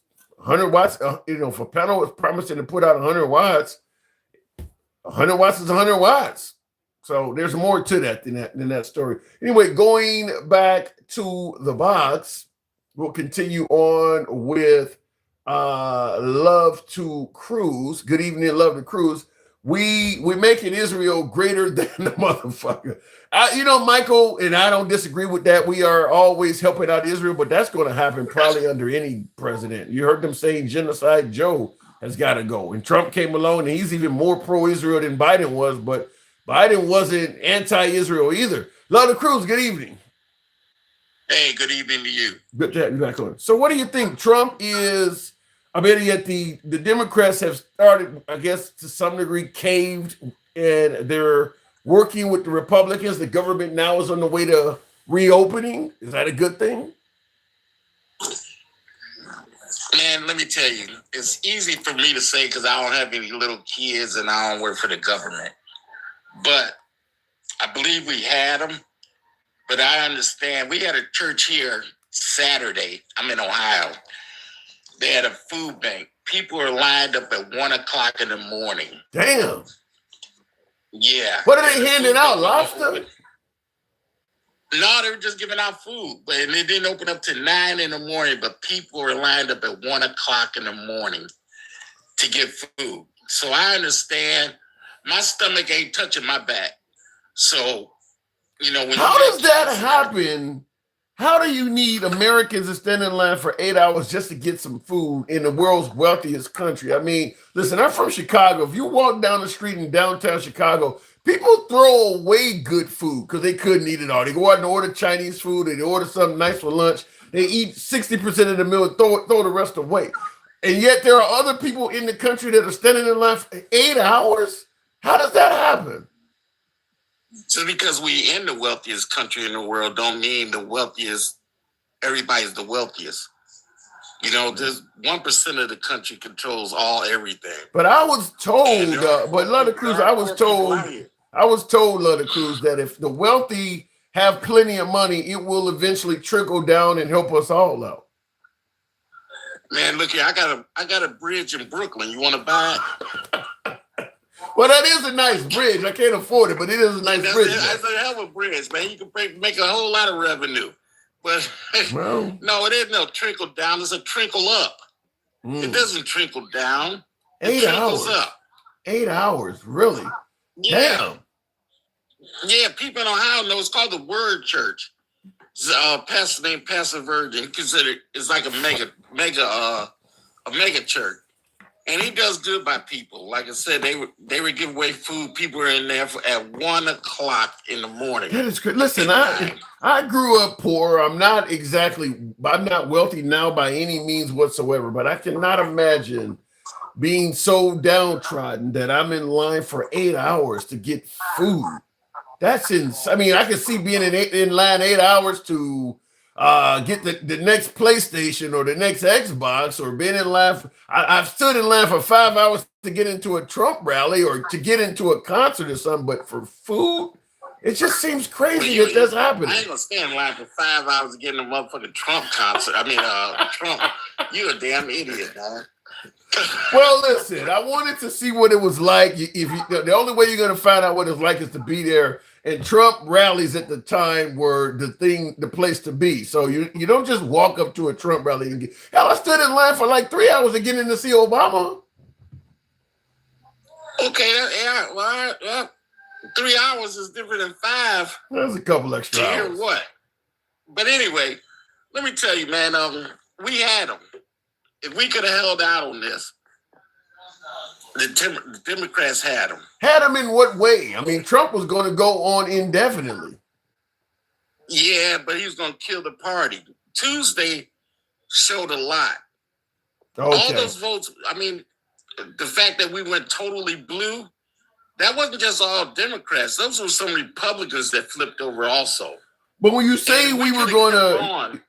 But when you say we had him and we were going to kill the party, are we so eager to punish the Republicans that we were going to let Americans needing SNAP go hungry to do it? I mean, how does that make the Democrats look? Well, that's what I'm saying. We didn't do that. And I don't consider it isn't a cave in. Unfortunately, it's to fold your hand and we're going to deal another hand. But right now we had to fold that hand, you know, and feed the people that are hungry and make our concessions. And hopefully by doing that, we have another plan. That's out of my pay raise. So I don't know what the next plan may be, but I'm hoping we just ain't folded with nothing else in mind. Shit, to be honest with you, I don't see anything the Democrats got out of it of significance. And by the way, they're claiming that the government could be up for another shutdown in January. Well, I heard, too, that the government people that Dole's fired, they're going to be back. They got their jobs back. With back pay. Do you think the Democrats will receive credit for that? Oh, yeah. Yeah. Because you know... I think they will.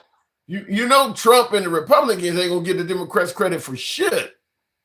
Well, I'm not worried about them. The people who were fired and are getting their jobs back, they know who got them back for them. They're going to know. You know, now there's always a few people like the Three Stooges. You got Jeremy, Gen X, and the other one.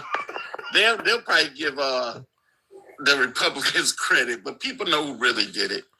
But in order to really do it, we have to stop we need to blow our own horn. What do you mean? When something is right, they don't. Oh, take credit. Pat yourself on the back. That's right. That's right. And we need to shout it loud like Trump does. You know? Trump is excellent. Trump is excellent at patting himself. Loud. Yeah, he is.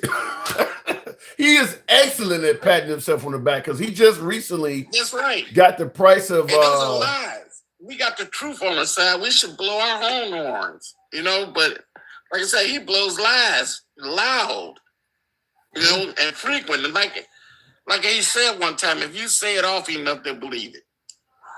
Why You know, is all you that? gotta do is, huh? Why is that you can repeat a lie often enough and people just believe a lie? What is if you want to believe it, you're gonna believe it anyway. You know, the thing is they want to believe in him. So if he says it a couple times, yeah, that's my man. He said it damn right. His shit don't stink. Hello, I think the draw to President Trump is he is viewed as a winner, and it feels good to be on the team with a winner. No, he's a bully. And all the people, a lot of the mega, they've been bullied before. And now they want to be the bully too. I don't. Where are you getting that from? I mean, yeah. Trump does operate from a standpoint. Trump is a bully. Yeah, Trump is a bully. I get that. You can listen to some of your mega people, man. You can tell they've been bullied. You can tell their conversation they've been bullied. Man. I don't know about that. I don't know about that. You ain't supposed to know. You ain't supposed to know because this is your show. So don't say nothing. We'll say it all. So you believe have been bullied. So you believe that MAGA viewers have been bullied and they like Trump? A lot of them, yeah. Because what's his name? Mega Recall. What's his name? MAGA Reacts. Yeah, Mega Reacts. Jesus Christ, MAGA Recall. Wow, that is a hell of a play on words. Oh my God. Yeah, you can tell he's been bullied. He been bullied now. He on Trump's side and he wants to bully other people. What about the notion that they just simply think that Trump is a better president? I mean, he's better for the country. They believe he's securing the border, he's protecting the integrity of women's sports. People believe that the world respects us now with Trump. They just see him as a better leader than what the Democrats had to offer. Man, the only thing they got is the immigration. Okay. When you say, though, he secured women's sports, you talk to them and ask them, when have they ever seen a woman or a man in a different bathroom? Ain't none of them have never even seen that. Well, that is happening. Well, I don't know about that. Look here. If it does happen, you know how minute that is? Well, I mean, that's less than 1% of a percent that people that did that. And they just blew it up so much where people just got scared. You know, that does, I mean, come on now. I know some trans. Well, two responses. Bullshit. I get that there's not a bunch of trans playing on women's teams and filling the bathrooms up with the two responses. One, they're going to say, well, one is too many. And then the second response is, if you ignore the few that are doing it now, the number of those doing it will multiply. Before you know it, there'll be transgender people everywhere. Now, that argument doesn't hold up because when they're sitting up here hanging blacks and shit, what about that? What about the racist shit that happens? Who's hanging blacks? Man, they just hung up a young man, maybe about a month and a half ago in Mississippi. They found him hung. A young college student. Is there proof that it was a racial crime, though? There's a black man hanging. Goddamn, Tim. What else do you need? I mean, it's possible you could have had a crazy ass Negro. Come on, man. There's a black man hanging from a tree. I understand the historical precedent, but you can't automatically go blaming white people anytime a black man gets hung. We don't hang blacks. Okay, black people don't hang black people. Not usual. We may bust a cap in their ass or something like that. But I will tell you something. Let's say, for instance, you did get into some beef with another brother. If you did rope him up from a tree, that might be a good way to use, something to get the heat off of you, because they'll never think my black ass did that. I mean, you might actually, there may be some reason to use that. Man, you got some diabolical tendencies about yourself. If you just got into it with somebody, you're not thinking that far ahead. Well, let me hang him so they'll think it's a white dude, man. You just go ahead and just beat his ass. You try to get off. I mean, if you don't mess around and took somebody's life, yeah. I mean, listen, once I rope him up, I know they won't even think about looking twice at me. They're gonna be looking for somebody white. Okay, Tim, you're dangerous, man. You're dangerous, bro. You been hanging around them. I see that 5-hour Trump rally. They taught you something there, didn't they? No, I'm just listen. We just having a conversation. TikTok. These are jokes. These are Yeah, they jokes. taught you something in that 5 hours, boy. When you was in line, they taught you how to hang a black man up. Oh my Yeah. God. When I was in line at the Trump rally, the people were really nice to me, Lord of Cruz. They were very nice, very friendly people. Now, one African American I was in line with did have on a shirt that said "Ninjas for Trump." I wasn't a big fan of that, but other than that, they were very nice to me. Of course. We got one to the election. Now, after you put your vote down, then we're going to drop your ass. You really think, in the scheme of things, man, that you're going to be exempt? What do you mean? Man, the whole thing is this. It's going to be a big divide. The middle class is going to be gone. Either you're going to be rich or you're going to be poor. That's the way it's going to be. That's not good. You're telling me that President Trump, the guy who's going to make America great again, and says so right on the hat, you're telling me this guy is going to get rid of the middle class? Yeah. And how come nobody never asked him, what is his definition of make America great again? I'm sure somebody had to ask. I get asked that a million times from a damn self. I'm surprised. What's his definition? What's his definition? Yes, sir, boss. Yes, sir, boss. Yeah, we like you, Mr. Trump, sir. Let's go, Mr. Trump. That's our man. That's his make America great again. I was told I heard Trump say he loves the blacks. So I don't, you're making it sound like he's trying to roll us back to Jim Crow or something. They all love black as long as we were serving them. But like one guy said, I think in a sense they are scared of us, but scared of us in a way where if we ever got together and really got our shit together as black people, they would be worried about us. But they divide us on every step of the way. They divide us, we don't even see it. They divide us with men and women. They divide us now, black and brown. When has there been, everybody was black. Now they put black and brown in there. People say, oh, I'm brown, I'm not a black person. It's just another form of division. Well, I will tell you this, if the white race is able to divide the African-American, brown, black people, I guess Hispanics might be in there too. If they're able to divide us that easily, you do realize you're kind of almost suggesting that whites are smarter than blacks and blacks are very gullible. No, we're too emotional. It isn't that they're smarter. We're just too emotional. And they've been working on this for years. We're just not hip to the game yet. Let me ask you this way. And I'm getting a lot of females in the comments, and I appreciate that. A lot of my MAGA females. I'm surprised at how many MAGA females there is. But Husky Mom, sounds like a BBW with a different name, but Husky Mom says, I want to know what the Democrat Party has done for brown and black people. I'm going to give that question to you. What the hell has the Democrats done for people of color? They're giving us a chance. The Republicans put a ceiling on us. Democrats don't put a ceiling on us. And even with the ones that are less fortunate, at least there are programs to help them get up there. Okay? Now, true enough, people abuse. I understand the Republicans' point of view because there are people that abuse the program. But you can't punish everybody for a few that abuse programs. The fact that a mother with kids can get a house, can feed them, has electricity, that gives her a fighting chance. That gives her confidence. That gives her belief. The kids they're in a house, and that's the way they've grown up to live. Not living in a shack and everything with roaches and everything like that. No, they show them another way to live. And that's what the Democrats do. The Republicans don't do that. Like I said, they put a ceiling and a cap on us where we can't grow. Well, Melissa in the comments said all you got to do is get a job and you can do that yourself. Wow, just a lot of women in there. I'm surprised. And Charles Mathis says, Tim, you need to take this show to television.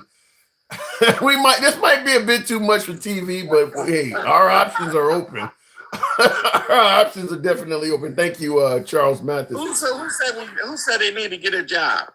Melissa in the comments said that you're talking about a woman getting, being able to get help and get a house and things like that, and not being in a house with roaches and stuff like that. She's suggesting that instead of being on the government dough, why don't you get a job and get your own house? She has a job, but unfortunately, it may not pay enough. You know, they took DEI away, Melissa's big ass. They took that away. So what the fuck?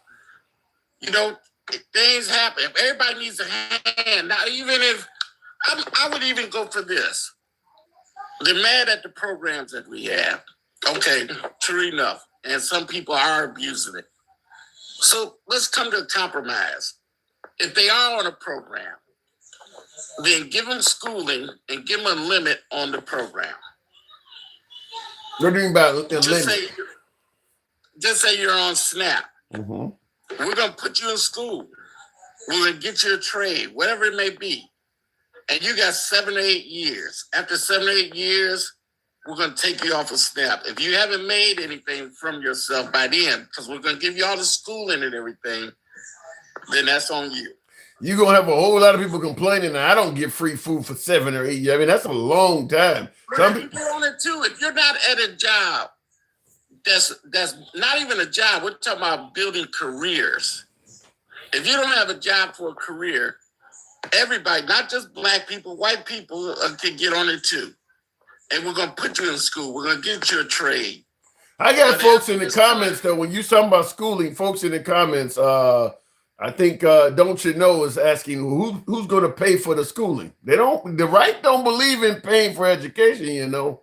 Well, they don't want to have nothing. They don't want to.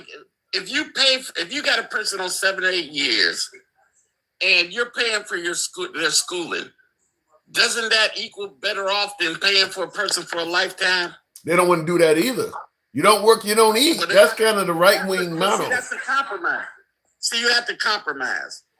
You have to compromise somewhere. You don't want us on there, but unfortunately, we need a little hand. So all we're asking for is a help, and then we'll get out of your way and out of your program. I think, and maybe I'm wrong on this, but I don't think I am. I think the right kind of views it like this. I had to go out and get a job and struggle to feed my family. You should have to do the same. And I don't think they want you getting SNAP or any assistance at all. If you don't receive anything, that will encourage you and motivate you to figure it out and get off your ass and work. I think they view it more like that. They don't see it as a handout. They see it more as a crutch so that you'll remain lazy and less motivated. Well, you know what? They need to check the history. We were motivated. They're the ones that always fucked us up. Who put crack in the black community? Yeah, there is a case of that. You know what I mean? That is. I mean, they're the ones that fuck with us. Before that, we had our community. A lot of us weren't on welfare. We were working. Yeah, a lot of us worked at Ford, Chevy, had good jobs. Yeah. And in the spiel I gave you, I see in the comments, Tammy Holt says, I totally agree with it. I'm amazed at how many female magazines. I got to move it on, Love to Cruise. I do agree with you, though. Good union jobs is where it's at, and that's predominantly in liberal cities up north, but everybody ain't doing that. I don't know why. Love to Cruise? Hey, one more thing, man. Sure. You know what? When you have Mega and us on the left, why don't you have a Friday feud? Bring up Mike against like Mega React and let them go at it for a minute. Friday feud. I like that. I will do that. I actually will do that one of these. I would do if I can coming up. I will. Yeah. I like that. I don't normally like a lot of guests on. I don't normally I don't want people screaming over each other. I like to be able to give my just two people. I like two people at a time. Friday feud. Somebody don't like what Gangsta Grandma said. Everybody don't like Gangsta Grandma on the right. Everybody don't. Yeah, well, they can go ahead and get a piece of it. They want. I'm scared of it. All right, Cruz. Appreciate it. All right, moving on with the program. By the way, tap the screen. Further great, that is a good idea. Maybe I will do. Who destroyed Tulsa? You're talking about Black Wall Street. What are you talking about? Who destroyed Tulsa? Tap the screen. Get us on up to 65,000. We'll take the next caller in the 60s. Tap the screen. Get the lights on up. This is how colonization works. Explain that. Real quick in the comments though, half you motherfuckers were brought up on government cheese, like Gangsta Grandma, says Paul. Hell, I had plenty of government cheese myself as a kid. I mean, you're right. A lot of people were brought up on government cheese. Listen, I'm Gen X. Let me be clear. I did have a mom that was a welfare mom. Um, but let me just be clear. As Gen X, growing up in the early 70s, I mean, the Civil Rights Act was only like shit 6, 7 years before I was born. So obviously, a lot of the residual effects of the Civil Rights Act still existed. The point I'm making is the way our country was set up was to hold African Americans down financially. I mean, whole careers, whole avenues of financial freedom were off limits to blacks. So it shouldn't surprise anyone that for a while it's going to be a whole lot of them on welfare. We've been holding them down. I mean, listen, 2025 is a different story than 1985. But you go back far enough, and there are just whole careers that were completely off limits to the African American community. When I was a young man in my, in the mid 70s and shit, like there was not a lot of generational wealth in the black community. There was none of that. Black millionaires were practically non-existent. I mean, they were just getting a foothold in a society that was starting to treat them as equal.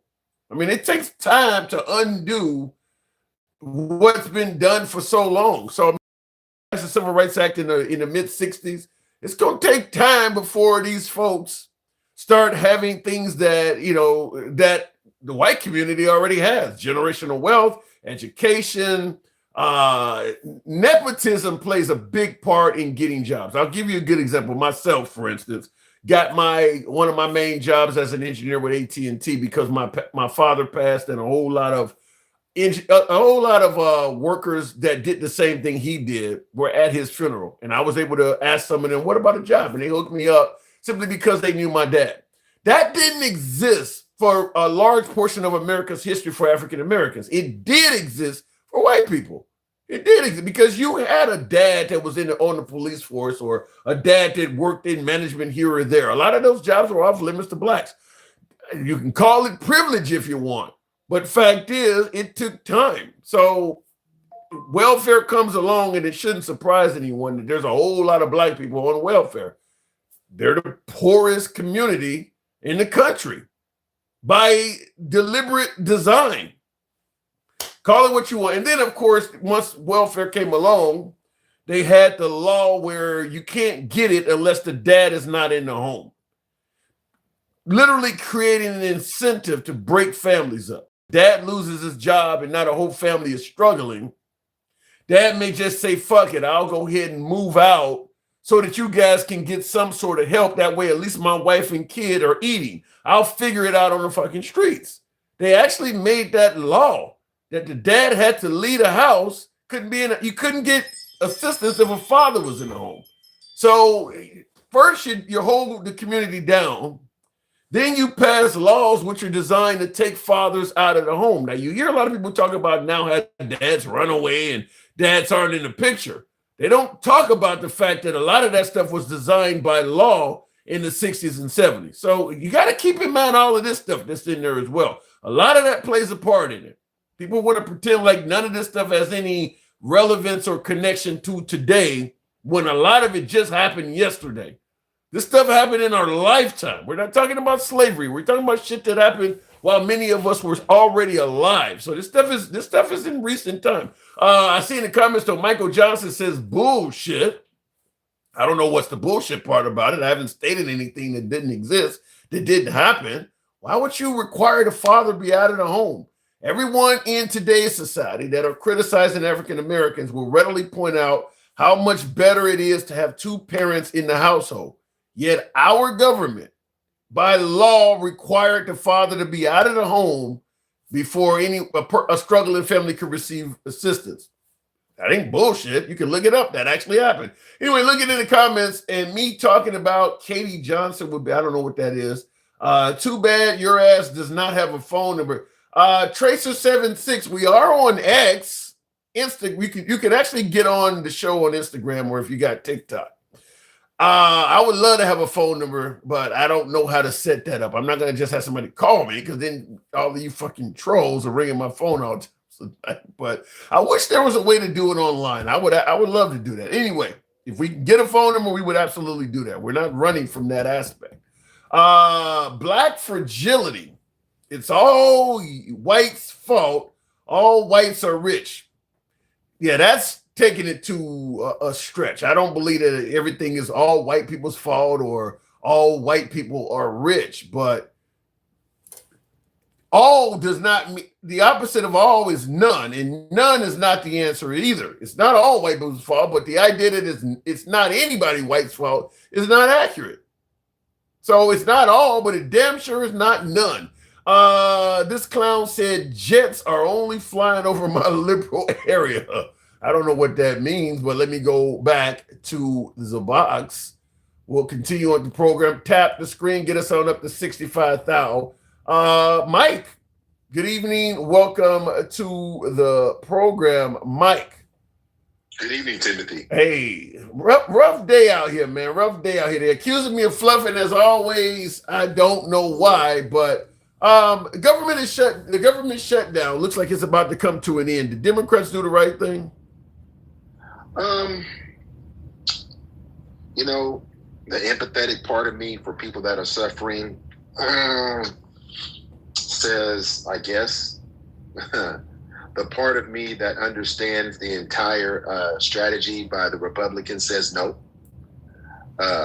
Because the Republicans want to burn this bitch down. Did you go find what I was talking about yesterday? Did you ever go find it? You're talking about that book? No, I didn't get a chance. Yes. I didn't get a chance to look for it. Apparently it's on other. I saw in the comments it's on other search engines, but it wasn't on Google. Yeah. I don't know what's wrong with your Google. Maybe it might be in fluffing mode, so that shit don't show up when it's in fluffing mode. I don't think that's what it is. I don't think that's what it is. Well, and the reason why I was taking you back there when you asked me about it, I mean, I care about people in general, but I know that this administration doesn't. And I told you that they're not going to negotiate anything in good faith. So we will be back here at the end of January. Yeah, I was telling folks, I'm like, this shutdown could be happening again on Valentine's Day. It's only until.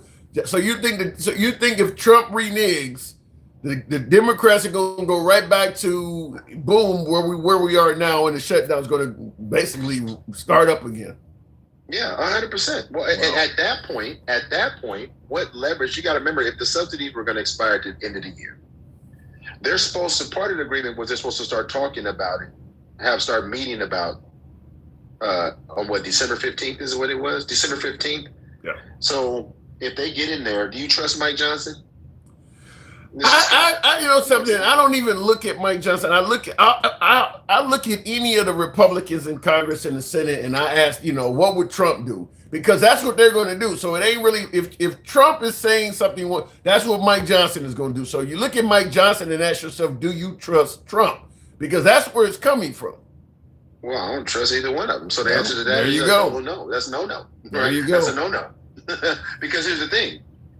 Donald Trump, if he was serious about feeding people, he wouldn't have fought the courts last Friday and told states over the weekend to not even fund it if you have it, right? So he doesn't care about people. Yeah, we talked about that. In fact, that's one of the questions asked on today's show is, do you see Trump as anti-poor? Why would he do that? Even if the country is shut down, but there is still funding available to fund SNAP, as plenty of the courts acknowledged they were trying to force him to do it, and he's fighting against it. Why would he do that? What was the goal of that?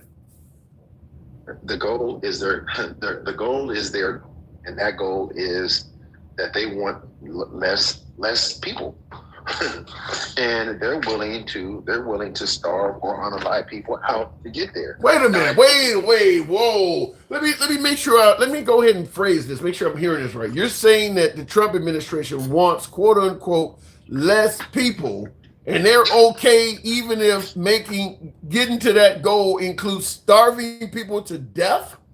Would you like me to? Okay, if you give me a second, if you give me a little room here, I will read it and I will put all of this shit aside. Starving people to death, Mike? I'll give you room. I'll give you a couple minutes. Okay. Give me what you got. What I'm going to read to you is a portion of J.D. Vance forward out of that book I was telling you about. Okay? Okay. What is the name of that book, by the way? Well, the new version is Don's Early Light, Recovering America, whatever. It's called Don's Early Light. But if this is that, what I'm about to read to you is what J.D. Vance wrote in the foreword. And then you can make your own conclusion when I get done. Okay? We good? This is what it says. Here's an analogy I sometimes use to articulate what the previous generation of conservatives got right and wrong. Imagine a well-maintained garden in a patch of sunlight. It has some imperfections, of course, and many weeds. The very thing that makes it attractive for the things we try to cultivate makes it attractive for the things we don't. In an effort to eliminate the bad, a well-meaning gardener treats the garden with a chemical solution. This kills many of the weeds, but it also kills many of the good things. Undeterred, the gardener keeps adding the solution. Eventually, the soil is hospitable. In this analogy, modern liberalism is the gardener. The gardener is our country. The garden is our country, and the voices discouraging the gardener were conservatives. We were right, of course. In an effort to correct problems, some real, some imagined, we made a lot of mistakes as a country in the 1960s and 1970s. But to bring the garden back to health, it is not enough to just undo the mistakes of the past. The garden needs to not just stop adding a terrible solution, though it does need that, it needs to be recultivated.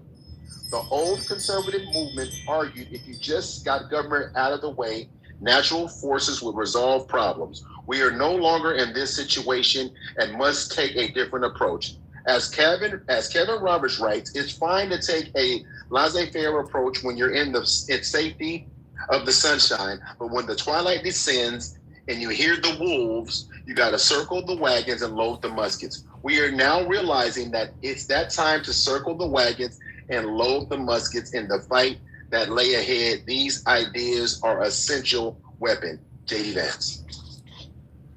Now, that almost sounds like something straight out of The Final Solution. Again, Tim, not my words, J.D. Vance's words. In the book that he wrote, the motherfucker they voted for vice president of this country.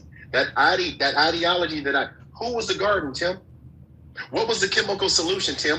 Who were the weeds and who were the attractive team and the problems of the 60s and 70s, Tim? Well, they're going to say the civil rights movement. And the Voting Act, and all the things. And now, when they say "Make America Great Again," they're trying to take us back. That's why I kept bringing it up.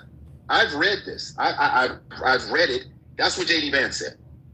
So when I say they don't care about unaliving people to get to their end goal, it's not what I'm saying. I see in the comment, Nick Patterson says, I don't think he's talking about the civil rights movement, LOL. So what mistakes did we make in the 60s? I mean, other than what, Vietnam? I mean, what else is really known that came out of, what else in America is bigger than the civil rights movement that came out in the 1960s, other than, I guess, the beginning of the Vietnam War? I don't know. What else is there?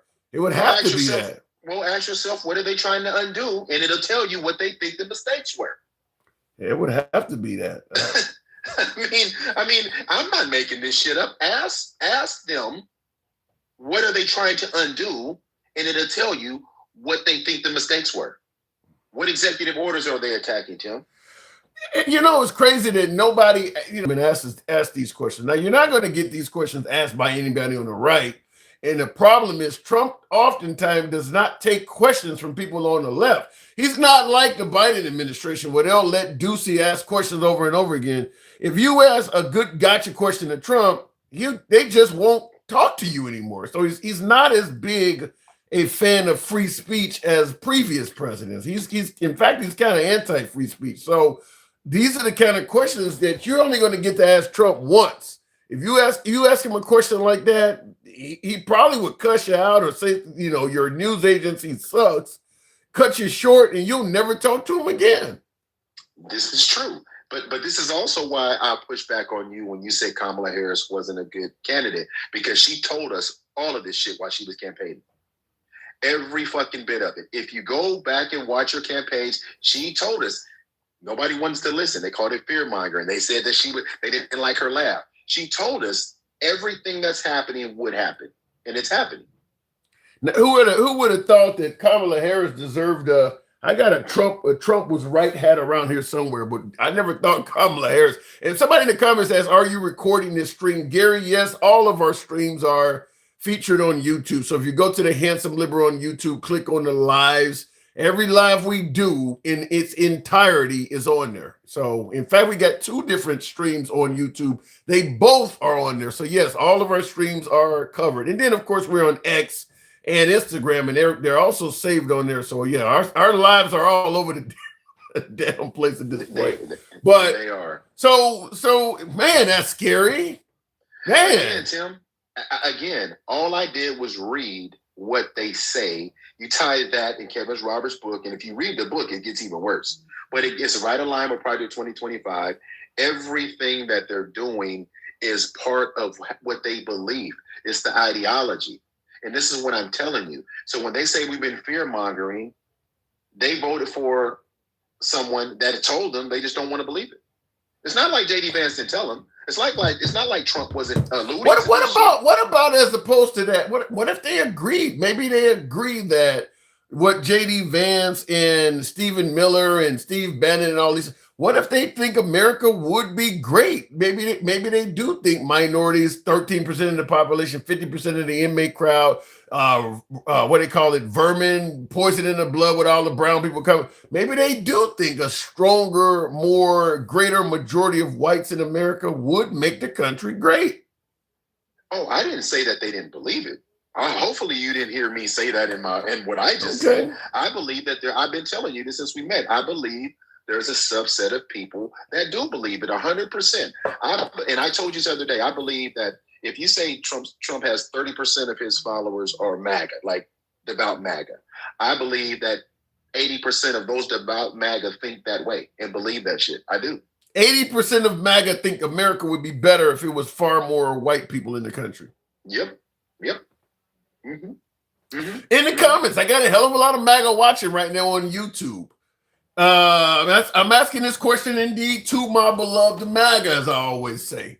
Do you agree or do you believe, yes or no in the comments, do you believe that America would be a better, more prosperous, more safer, whatever you want to name, more harmony if America was far more majority towards whites? Right now it's what, 60%? Let's say it went up to 85, 90% white. Do you believe America would be a better country overall? Yes or no in the comments if you feel that way. Do you think it would be better off? Now, I'm going to tell you this. Due to the nature of even answering that shit, I'm going to assume that some people are probably not going to answer that accurately. Hell no, they're not going to answer that fucking question, Tim. Because this country is fuck no. And even the ones saying no, that are conservatives, and listen, let me say, I'm going to land my plane here and I'm going to let you go. This is what this country is asking us to do. And I'm going to probably go live later on tonight and say the same thing. This is what I believe white America is asking everyone else to do. I'm going to hand you a bag of snakes. And in that bag, there's poisonous snakes and there's non-poisonous snakes. Mm-hmm. This country's asking us to trust them for us to reach in that bag and find the good snakes. Ooh. That's what white America is. They want us to just take their word at it as opposed to doing the work to show us that they're not the poisonous snakes. I just read you what they think about everyone, and they're willing to sacrifice the less fortunate whites to do it. So when we talk about the big, beautiful bill, you don't need another example of it. They're willing to starve motherfuckers. Trump just showed y'all, people. He just showed you this weekend. He was willing to hold back you eating just to get his agenda through. That's not a negotiation. But I don't know. Here's the problem, Mike. I think that not only was Trump willing to hold back SNAP, a lot of people, even many who were receiving SNAP, were looking at it like, look, I don't like what's going on right now, but if Trump is suggesting this, it's probably what's good for America. MAGA overall was not complaining. Is that not cultish behavior, Tim? Listen, no. You asked this. I don't know. Listen, that is the most cultish shit you would ever hear. I don't even believe this is good, but if he says it's good for us, we'll go along with it. That is about as cultish as it fucking gets. Well, you're willing to unalive by someone who's showing you no evidence that they know what the fuck they're doing? I've told you before I've told folks before on the program that when I was at one of those Trump rallies, somebody told me, 99% of the time, if you bet on Trump, it is going to turn out right. I do believe a lot of MAGA view Trump in a deity type format, just like kind of how people view God.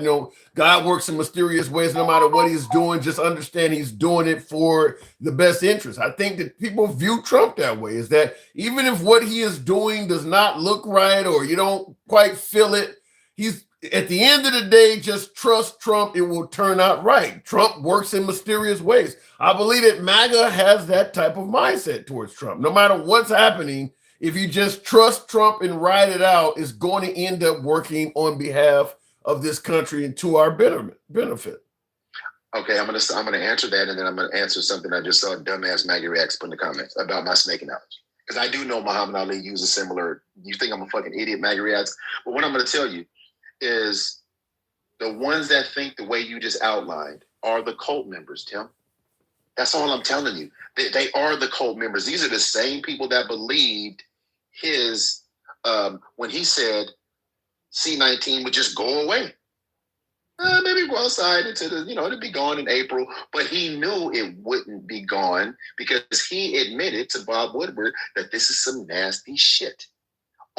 We have the audio, so don't say shit, Maggie. He did say it would be gone in April. I still to this day have no idea why the man would say COVID would just go away on its own. I don't know why he would say that. Because they don't care. That's why he ended up almost unaliving behind it, Tim. Sometimes when you go after people, you catch some shrapnel. Okay? Now, MAGA Reacts to my snake analogy, and I know Ali used a similar one. You don't think that there's as many poisonous snakes today than there were then because you're not worried about it, but you will step on one at some point, MAGA Reacts, because you're Egyptian.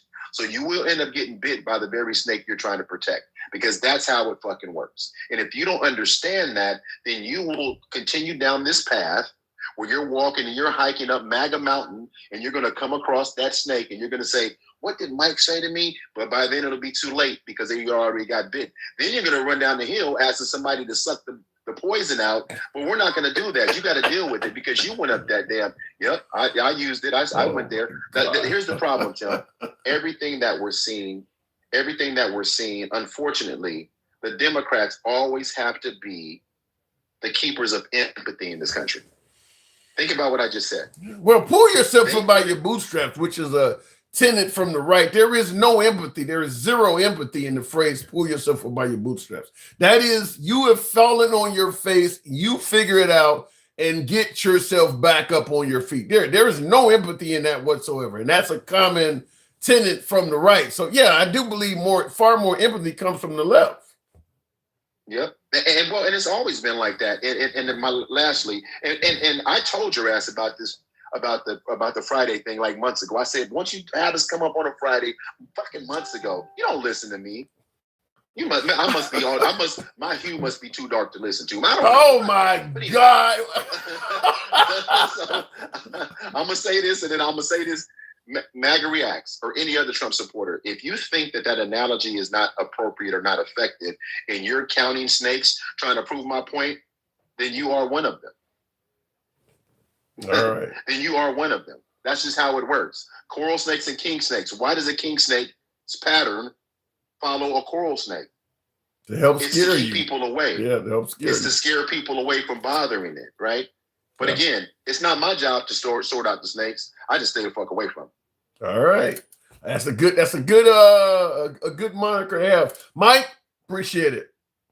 Take that tie off. Shit. Making me hot. Fuck out of here. We got it. It's my image. Leave my image alone, goddammit. Anyway, tap the screen, get the likes on up to 80 thou, THOU. Tap the screen, let your thumbs not be lazy. We don't block, ban, or censor anyone here. Understand this program always has been MAGA front. We don't get as many MAGA guests as we like, but we're open to them. We don't block, ban, or censor you. Thank you, Denkel. Help your boy get that tic-tac cap goal for those who are tuned in. Low support today. Low support. The show must suck.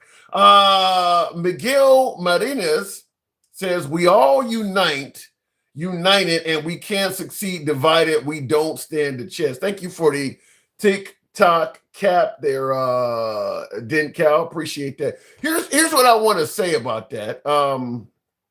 Miguel, you said, united, we can succeed. 100% divided, we don't stand. We didn't vote for unity, Miguel. We did not. Trump ran a campaign making it clear he hated Democrats.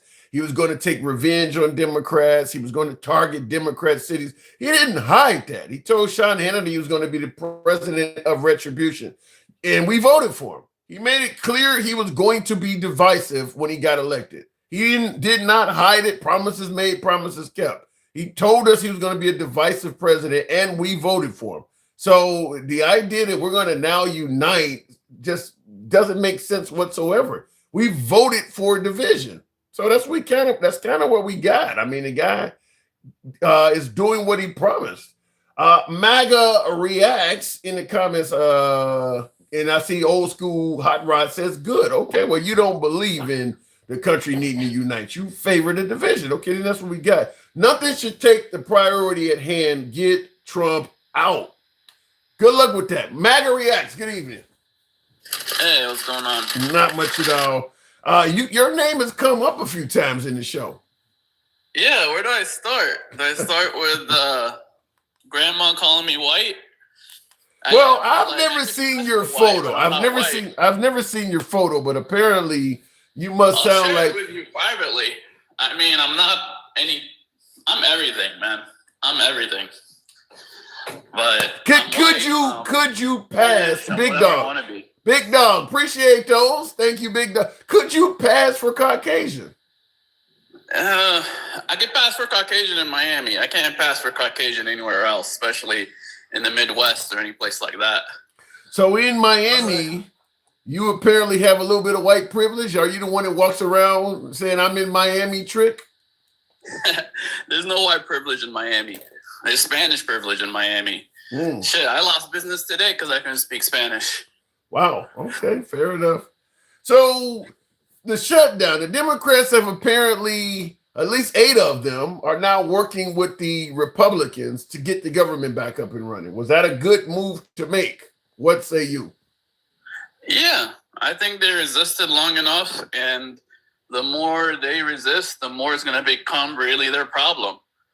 Now you're putting the court back in Trump's hand, and if he doesn't fix shit and get shit, if he doesn't fix everything, then it's on him, and then you'll win the midterms. Here's what I don't. If it would have held out longer, it would have been their problem. Here's what I don't understand. Any idea why Trump was fighting against funding SNAP? Why would he do that? If the money is there, even with the country shut down, why was he fighting against making sure poor people could eat? I don't know. The only thing I could think of is presidents don't like to give up powers, even if they're not really trying to stop SNAP. Whether he wanted SNAP to stop or not, he wouldn't want to give up that power, because if he let the court do its thing, then he would lose all future power over SNAP.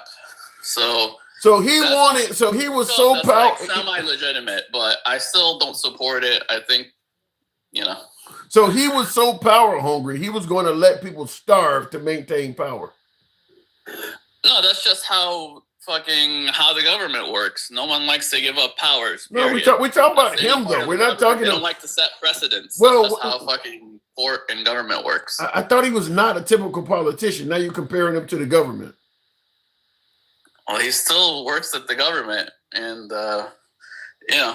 and also he's the executive. His job is to execute. His job is not to pass laws. That's but he has the power to fund SNAP, and the courts are ordering him to do it. And he's fighting against the courts to prevent from giving folks money for food. What the hell is he doing? I don't know. I agree with you. It's fucked up, and I don't personally know. And that's why one of the questions I asked on the program is he anti-poor? Does he have an issue with poor people? Because I agree with you, it's fucked up as well, but I don't understand it. I mean, I think so. I've always said it was more about how much money you have than how your race. I don't think he gives a shit about your race. If anything, he cares more about whether you're rich or poor. But I don't think Trump ever cared anything about race. As long as you're rich, doesn't matter what color you are, he liked you. Well, the problem with that is the people of color in this country represent the largest block of poor people. So even if you do it based on class, you're still going to overwhelmingly be targeting black people. What are you talking about? Racist grandma says all the poor people are white. I've never talked to anybody named racist grandma. You know who I'm talking about. I don't know who you're talking about. By the way, how many black people have you met that constantly reminded you that they're black, that black folk this, us black people this, black? Who's like most black people I know never sit around and just repeat how they're black. Probably because they don't think your ass would have any sympathy for them. I hear it all the damn time. What are you talking about? No, do you refer yourself as black? Like, hi, as a black man, I'm doing this, and that. As a black this, as a black that. Like, she keeps reminding people that she's black because I think she's actually white. And that's why she always constantly reminding people that she's black. The same thing about being rich. I think she's constantly saying that rich people don't say that they're rich. Black people don't sit around and repeat that they're black. That's all she does is like, I'm black this, I'm black that. You never go around saying I'm black this. No. Well, some of that. I don't go around saying I'm Egyptian this, Egyptian that. I mean, I say it once maybe just to tell you, but I don't keep repeating it. Some of that could be because of the form that she's in. I mean, black people are not normally in a forum like this where there are plenty of MAGA and you're being pushed on issues that often involve race. We're in it. We're in a forum where that is almost, that's understandable. Because she's the only one that does it. Michael doesn't do it. None of the other people do it. Not to the degree she does. She does it 10 times a fucking minute. I don't think she's black. I'm going to send you a picture of myself so you can see what I look like. She should do the same to you. The only picture she has online, it's in black and white, so I can't even tell. And she always throws in that she's light-skinned. Oh. And her parents are really dark. I think she's adopted if those are her parents. But let me stop here. Because I don't believe anything that comes out of her mouth, because she always has some anecdote that relates to what we're talking about, some cousin or somebody. It's just, it's too unbelievable. Like one time you have someone that you could relate to, but every fucking time you know someone, I don't know. Gangsta grandma is back because she'll just say you're fluffing if you push back. I get accused of fluff. I get accused of either fluffing or being a fucking libtard with every conversation I have. Every conversation I have, I'm either giving Trump credit for something I think he did, and the left hates me, calls me a sellout, or I'm criticizing him for something I think he did wrong, and the right are calling me libtards and idiots and all kinds of other fucking names. You don't win when you're in the middle. You just don't. I mean, my audience is went to their sides, and they don't want to hear shit that goes against their sides. But it's a free speech program, so we let people speak. Well, go ahead. I'm gonna do what she did. If you ever need me to be your co-host, I'll answer for MAGA. This way you could just answer for the left side and not get in trouble for answering for MAGA. Well, I had someone recommend we have a Friday feud. maybe you and Mike or you and Gangsta Grandma can get together and have a conversation in front of everybody. You guys seem to have a lot to talk about. I'm down. I'm always down for this stuff. I'm not afraid of anybody. Oh. But you need to help me fix your live, man. Like right here on TikTok, I can see who you're speaking to. I can see the comments. But when I watch you on YouTube, I have no idea who you're talking to until you say their name. But other than that, you can't see all the info that you see on TikTok. And, I don't, something, the way you're talking about, I don't know if we can, so in other words, I'm going to get the comments from all these platforms at once on one screen. Yes, I could. That's easy. There's an app that does that. I could have it all show up on your computer. I could have it show up on your phone. I could also give you a link that you could pass out. You could put that link on Instagram, on YouTube, anywhere, and people could click on it and talk to you. All that shit exists. It's very easy. They can click on it and talk to me audio-wise? Yeah, audio, video, whatever. How much? The biggest question is, how much does that shit cost? I mean, we could do it for free, or you could sign up for Restream, and that's like $30 a month, something around that range, $30-$40 a month. I got a lot of guests that don't donate shit. So when you start talking about cost, that's gonna. I mean, I would like for people to support the program, but just to start out, and then if it pays for itself, it pays for itself. If it doesn't pay for itself, then who cares? All right, I can do a lot of shit for free just to get you started, and if you like it, you pay for it. If you don't like, hell, I'll pay for it if you want. It's $30 I'm never going to argue with somebody else paying for it. But getting back to the program, I'm interested. We'll have to talk about it because I'm definitely interested. What the hell happened when Trump went to the Detroit, Detroit Commanders game? What the hell was that? This is what you're seeing. Why are they treating him like this? I mean, he called Detroit a piece of shit. So you said what? Didn't he call Detroit a shithole or something? I'm surprised they didn't shoot at him. Any major city in the country, Trump is called a shithole damn near. If you got a Democrat mayor, he thinks your city is a shithole. I mean, he said that about everywhere. I think he specifically said some shit about Detroit like a year ago. I wouldn't doubt it. I see in the comments, today is a new day. Let's enjoy. Says that's trifling. Do you think it was trifling for Trump to get booed? Well, actually, he was swearing in a bunch of enlisted military personnel, and they didn't. I mean, when you listen to it, I just want to, because he's talking while this is happening, and.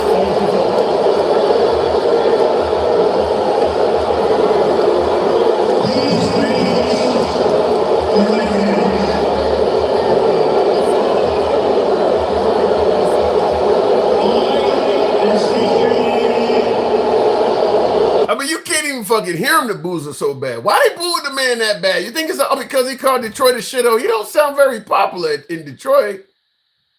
They're saying that was DC, not Detroit. I don't know. Oh, the Commanders game. My fault, DC. Well, that's where he lives. That's even worse. But has the flair worn off? I mean, this is the guy that won all 7 swing states. He don't sound like he's being reveled very much. Hey, I've admitted this myself. He's not doing that hot right now. He needs to bounce back and get some shit done. He needs to end the Ukraine war. He needs to make the economy better. I mean, what I always say is things haven't gotten worse, but they haven't gotten better either. People like pretending that it's worse than it is under Biden. It was really bad under Biden, but it hasn't gotten worse, but it hasn't gotten much better either. It's maybe like 5% better, if that. Well, I'm hearing the price of groceries have went up. I see Mike in the comments that said things are worse. Some people are saying the price of groceries are worse. Inflation has went up. I mean, now there's more wars breaking out. The country is obviously divided as fuck. I'm not saying it wasn't divided under Biden, but would you not agree that we are more divided now under Trump than we were under Biden? No, we're just as divided. It's the same. You really think? The division is more us than anything. It's more the media than anything. Yeah, but wait a minute. That are saying, these people think this of you, and vice versa. When you look at the Hispanic community, which Trump did very well with the Hispanic community, but also the liberals got a heap of Hispanic votes as well. The Hispanics are now essentially anti-MAGA. You don't see that as being greater now than it was under Biden? Not here in Miami. Everybody here in Miami still loves Trump. It's still Trump country. I went to that Megyn Kelly thing the other day. It was full of shit. Everybody was there. I don't know what to tell you. Like, Miami's still pretty much MAGA country. Wow. But didn't you guys have a mayoral race? It's still pending. It's still a runoff. So, but that's gonna be like misrepresented because that's unincorporated Miami-Dade. It's not the city of Miami. City of Miami is Republican, I believe. Unincorporated Miami-Dade is like all the leftover territory that doesn't. Miami is made up of 30 cities. It's the stupidest thing on earth. It's 30 different little cities, each one with its own mayors. Miami-Dade is probably no bigger than Cook County or any of these other counties, but it has 40 fucking mayors. including unincorporated. So all the space that doesn't belong to a city has its own mayor, and that's the race that's up. Unincorporated, the county mayor. And it's stupid because you call 911 in North Miami, they'll connect you to North Miami Beach and be like, sorry, wrong jurisdiction, and they'll fucking flip you over. The other day, there was this lady drunk driving, and I was trying to call the cops because she was swerving all over the place and she had her kid in the car. By the time I got through, she's in a different city, and now they gotta switch me to the next city and the next city, and it's the stupidest thing ever. Like, 911 around here is basically pointless. Like, you have to know what city you're in, and hopefully wherever reason you're calling for is not moving. Well, to quote, I've had it where the jurisdiction was different depending on what side of the street you're on. Well, to quote Flavor Flav, 911 is a joke. So, but you say Miami is Trump country? I'm not hearing that. So every time I've talked to anybody, like, I try to stay neutral at work, but now I'm starting to poke to see who's what. And everybody I've talked to seems to be, I don't care what race they are. They could be Pakistani, Spanish, Venezuelan, whatever race they are. They're always more Trump. They like Trump more than hate him, you know? I'm hearing folks, I got folks in my comments just today even. I mean, every day I get people saying this, but even today, folks are still suggesting that President Trump is the greatest president we've ever had. Any idea where that's coming from? Well, I mean, he's the hardest working president. That's all I give him right now. He's the hardest. He was the greatest, but now I give him the hardest working. And if it pays off, he might be the greatest in the future, depending on the results. So he's the hardest working president, but you're admitting that even though he's working so hard, things are not really improving that much over sleepy Joe Biden, who was allegedly sleeping all the time. This man is up working constantly and getting very little done compared to somebody you claim that was asleep. Well, no, I'm not saying he's getting very little done. He's getting a You lot just done. said it. You just said only 5% better. Yeah, the results are. He's working hard. He's getting a lot of shit done. It's just we haven't seen the results.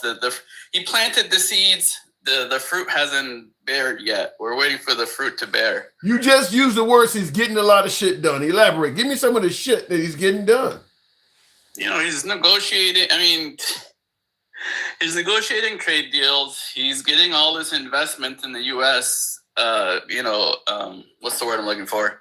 People are committing to invest in the U.S., but the money hasn't arrived yet. When that money arrives, when it starts being spent, when factories start getting built, when the shit he's got planned gets done, we'll see the big beautiful bill, when the money of that starts rolling out, we'll start seeing the results of the shit he's been doing. But even that bill hasn't really taken effect yet. Yeah, when it comes to these deals that you're talking about, here's the problem I have with this. And you're right, if they turn out to be great, then Trump will have gotten a lot of shit done. But fact is, Trump is known for saying he talked to somebody and they made a great deal and nothing culminated. Every time Trump meets with a world leader, it was one of the best meetings ever. How many great meetings has he had with Vladimir Putin? Nothing has come out of that. He had a great meeting with Kim Jong-un during his first term. Nothing came out of that. So the point I'm making is until something actually comes to fruition, it is just in his DNA to tell you when I met with somebody, it was a great outcome. He says that on all. You don't ever hear him say, I met with somebody and it was horrible. Every time he meets with somebody, it's a great meeting. And a lot of that shit don't come to fruition or culminate to anything. He just says that. That's just kind of his go-to phrase. Well, you just made my point. You know, he did the meeting. Now we're going to see if there's going to be any fruit bore by his meetings and all the shit he's doing. If his tariffs are actually going to, give us money to spend in America to make America better. Let me ask you, do you believe that? Do you believe it? Because some folks suggested tariffs are going to be paid by us as consumers. Do you believe that Trump's Liberation Day tariffs on April 1st are going to culminate into money for this country? Yes, this is how I believe they work. He cut taxes, right? He cut everybody's taxes, whether it's on the rich or the poor. I don't care. He cut taxes. And then basically now instead of taxing everybody, he's only taxing people who buy shit from overseas. Okay. Like he's now limiting the taxing to shit that's coming from overseas versus before we were all paying the taxes. Now it's only people who import things and buy things overseas are paying these extra taxes. So this way he's not cutting taxes for other countries, he's only cutting taxes for Americans, you know? Okay. So by tariffing imports and cutting general taxes, he's only taxing imports because in the end they are a tax. But he imposed the taxes back in April, that 4th month. This is now the 11th month, so it's already been 7 months. Have we seen anything of fruition of benefit come from those tariffs so far? It's been 7 months. Not yet. That's what I'm saying. Not yet. So we'll see. Although GDP this quarter is actually up. Somebody earlier said GDP was down. It was down last quarter, but this quarter is up. It's 3.8%. Here's the problem with this. This is to me, this is doing exactly what President Biden did. Is that Biden was telling people the economy was doing well and grocery prices were coming down, but the people were like, I can see with my own eyes. Perception is reality. It doesn't matter what you're telling the people. If they go to the grocery store, they're going to be like, the hell with Biden. I can see that I'm paying more for groceries than what he's telling us. What I'm pointing out is you're talking about GDP and stuff. Most Americans, this stuff don't affect them. Telling the average working American that our GDP is up, that doesn't affect them one bit. That is not something they're not going to say.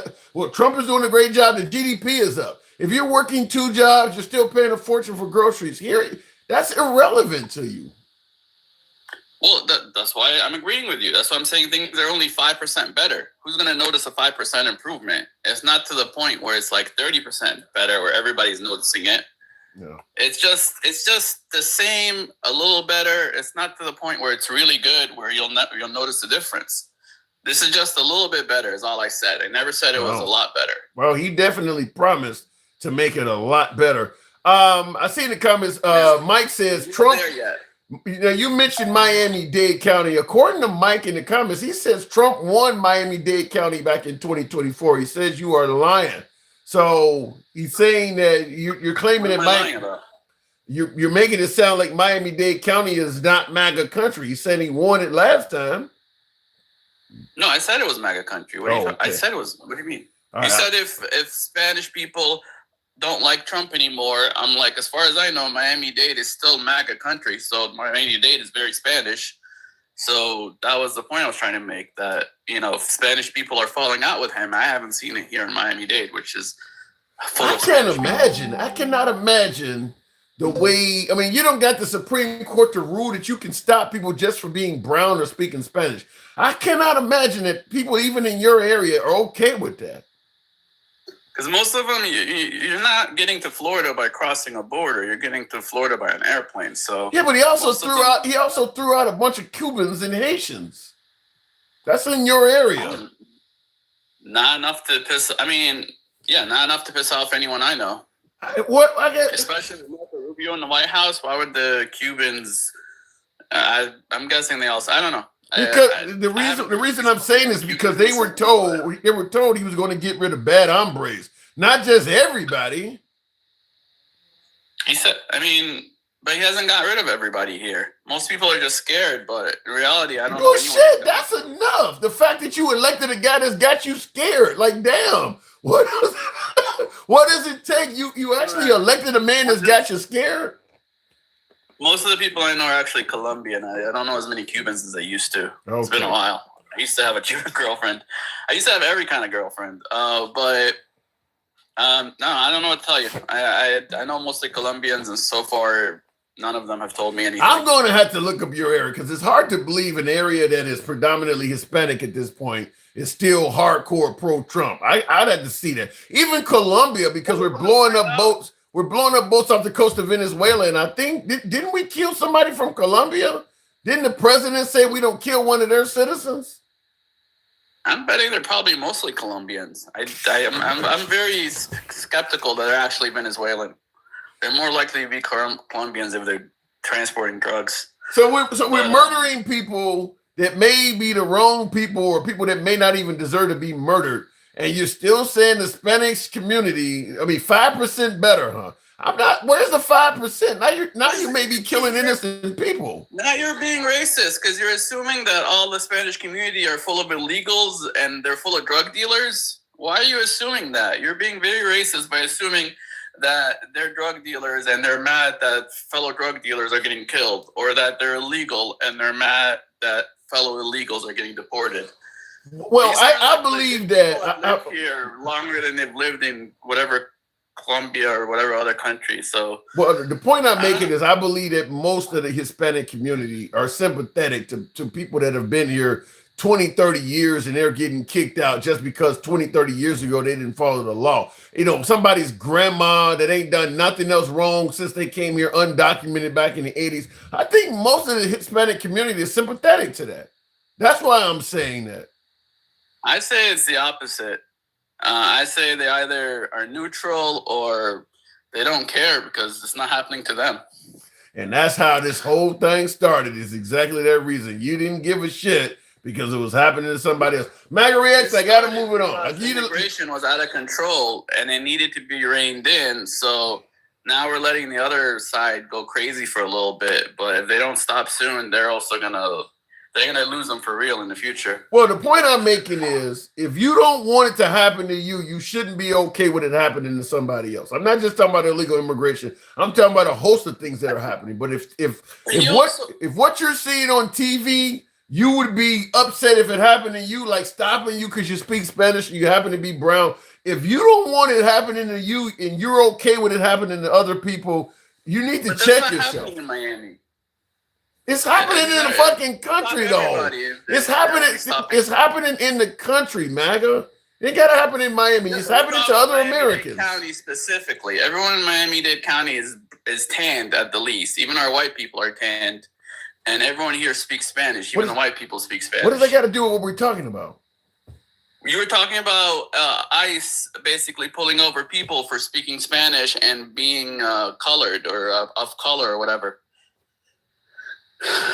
You get television. I said the C word again. I apologize for saying this. In Miami, you get television of what's happening in Chicago and California and New York. If you're Hispanic in Miami, you're telling me you don't sympathize at all to what they're doing to Hispanics in Chicago? I can't even imagine Hispanics in Chicago. I don't think so. I think of Chicago. I think more Arabs than anything because all my Arab friends are. Well, let me tell you this way: when you guys are getting hit with hurricanes, we certainly sympathize with your asses. When I'm in Chicago and I hear that some small area in Miami or Fort Myers is getting wiped out by a hurricane, damn it, we sympathize with you. We don't look at you and say, "Well, shit, I can't relate to it. It's thousands of miles or hundreds of miles away." We sympathize with you. Actually. Now that you say that, we do sympathize with the crime in Chicago, yet every time we bring it up, we're being racist. You don't sympathize with the crime in Chicago. A lot with the crime in Chicago because Miami used to be a crime hole or whatever. We used to have really bad issues with crime. I don't think you guys sympathize with the crime in Chicago. You sympathize with Trump using it for political expedience because the crime in America, there are a ton of cities that have more crime than Chicago, and you guys don't talk about them at all. No, I specifically sympathize with Chicago the most. Yeah, because that's who they keep talking about. That's because that's who they keep talking about in Chicago. Oh, I've had so many people come to me and tell me, I visited Chicago and it's nowhere near as bad as I thought because you've been watching that Fox and that right wing shit. They make Chicago sound like Beirut. It ain't that bad. But Chicago is both the safest and most dangerous city in the country. It ain't the most. There is absolutely no scale in existence that suggests Chicago is the most dangerous city in the country. That is flat out wrong. I'm saying the south side is the most dangerous. The north side is probably way safer than any other place in the country. There is no scale in existence that suggests Chicago is the most dangerous. Now you take, this block is bad. Look, every city has a bad fucking block. South half. It's not just one block. It's like 10 blocks on the south side. I am going to repeat. There is no city in the this. Side. I mean, there is no. There. I don't need to tell you. Listen, no, you don't. I know what the crime is like on the south side, but I'm saying there is no scale in America that suggests that Chicago is the most violent or dangerous city in America. It's just flat. Anybody that tell you that is lying to you. In fact, I don't even think it's in the top 10. The only way to even make it work is to do what you say. I'm going to ignore most of the city and just pick the bad part and say, let's go with that. That ain't how you judge a city. I'm ignoring most of the city.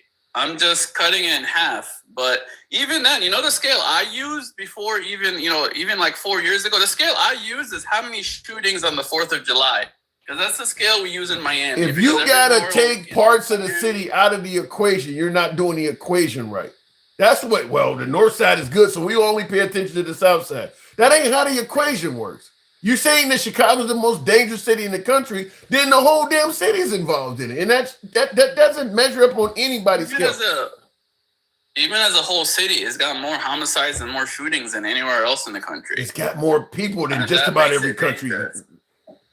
You expect Chicago. Conversation a million times. You expect Chicago to have as few shootings as cities that are a fraction the size of it? I expect it to be less than New York because New York is much bigger. Okay.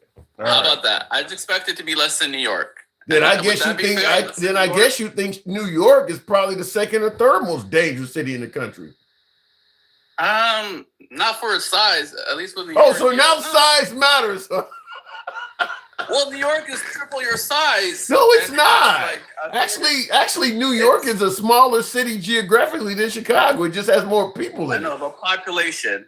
It has 8.5 million compared to 2.7 in Chicago. Okay, all right. All of a sudden, now when I bring up New York, this year versus 600, like 560. Okay. So you got almost double their homicides, and you're a third of their size. Okay, all right. I'll leave it at that. I gotta move it on. As always, we don't agree on shit, but you're always welcome back. Thank you. Take care. Sorry for taking so much time. You're good. All right, moving on with the show. Newsflash is not. What do you mean? What do you mean by newsflash? It is not. Going back to the comments or to the box there. Just looked it up. Chicago is 5. Memphis is 1. Both predominantly Democrat in black cities. What the fuck are we talking about? This man literally defended Chicago. Let me just hold on a second, Dan. First of all, let me make it clear. When it comes to most dangerous areas in America, it's always going to be Democrat cities because diversity avoids the Republican Party like the plague. And that's before Trump became president and people started saying he was racist. Diverse audiences do not like the Republican Party. So all big cities are almost always going to be ran by Democrat mayors. If you put a bunch of different people together, they don't fuck with the Democrat Party or the Republican Party. I think out of the top 50 cities, you got to go to like number 15 before you even found a Republican mayor. I think it's like Oklahoma City or some shit like that. Out of the top 50 largest cities in America, I think 9 of them have a Republican mayor. So you can say Democrat cities because you're not going to have a big city ran by Republicans. Big city people don't like your party is not pro big city. Dinkel, good evening. Good evening. Good evening. So President Trump apparently has won again. The Democrats have caved. The government will be open. But did the Democrats make the right move, in your opinion? It's hard to say because, once again, we fall back on this democratic empathy for people, and we don't get anything achieved by doing that. If anybody who makes a deal with Trump or the Republicans that do what we say right now, and then later on we'll get to what you want, that's a losing cause. All day, every day of the week. But that's what they've done, is it not? Right. Yeah. But, just like I said, it's the empathetic part where I don't know what the rationale was. I can barely stand to listen to some of these politicians talk. I mean, I'm talking about Republican and Democrat right now. So I haven't watched none. I just seen little clips about, they cut a deal. And then when I seen that they were basically saying yeah, we just going to reopen the government and promise that they would give us a vote before December or sometime, by the end of December, they would give us a vote. That's not going to change. That's not going to change those the subsidies that are going away.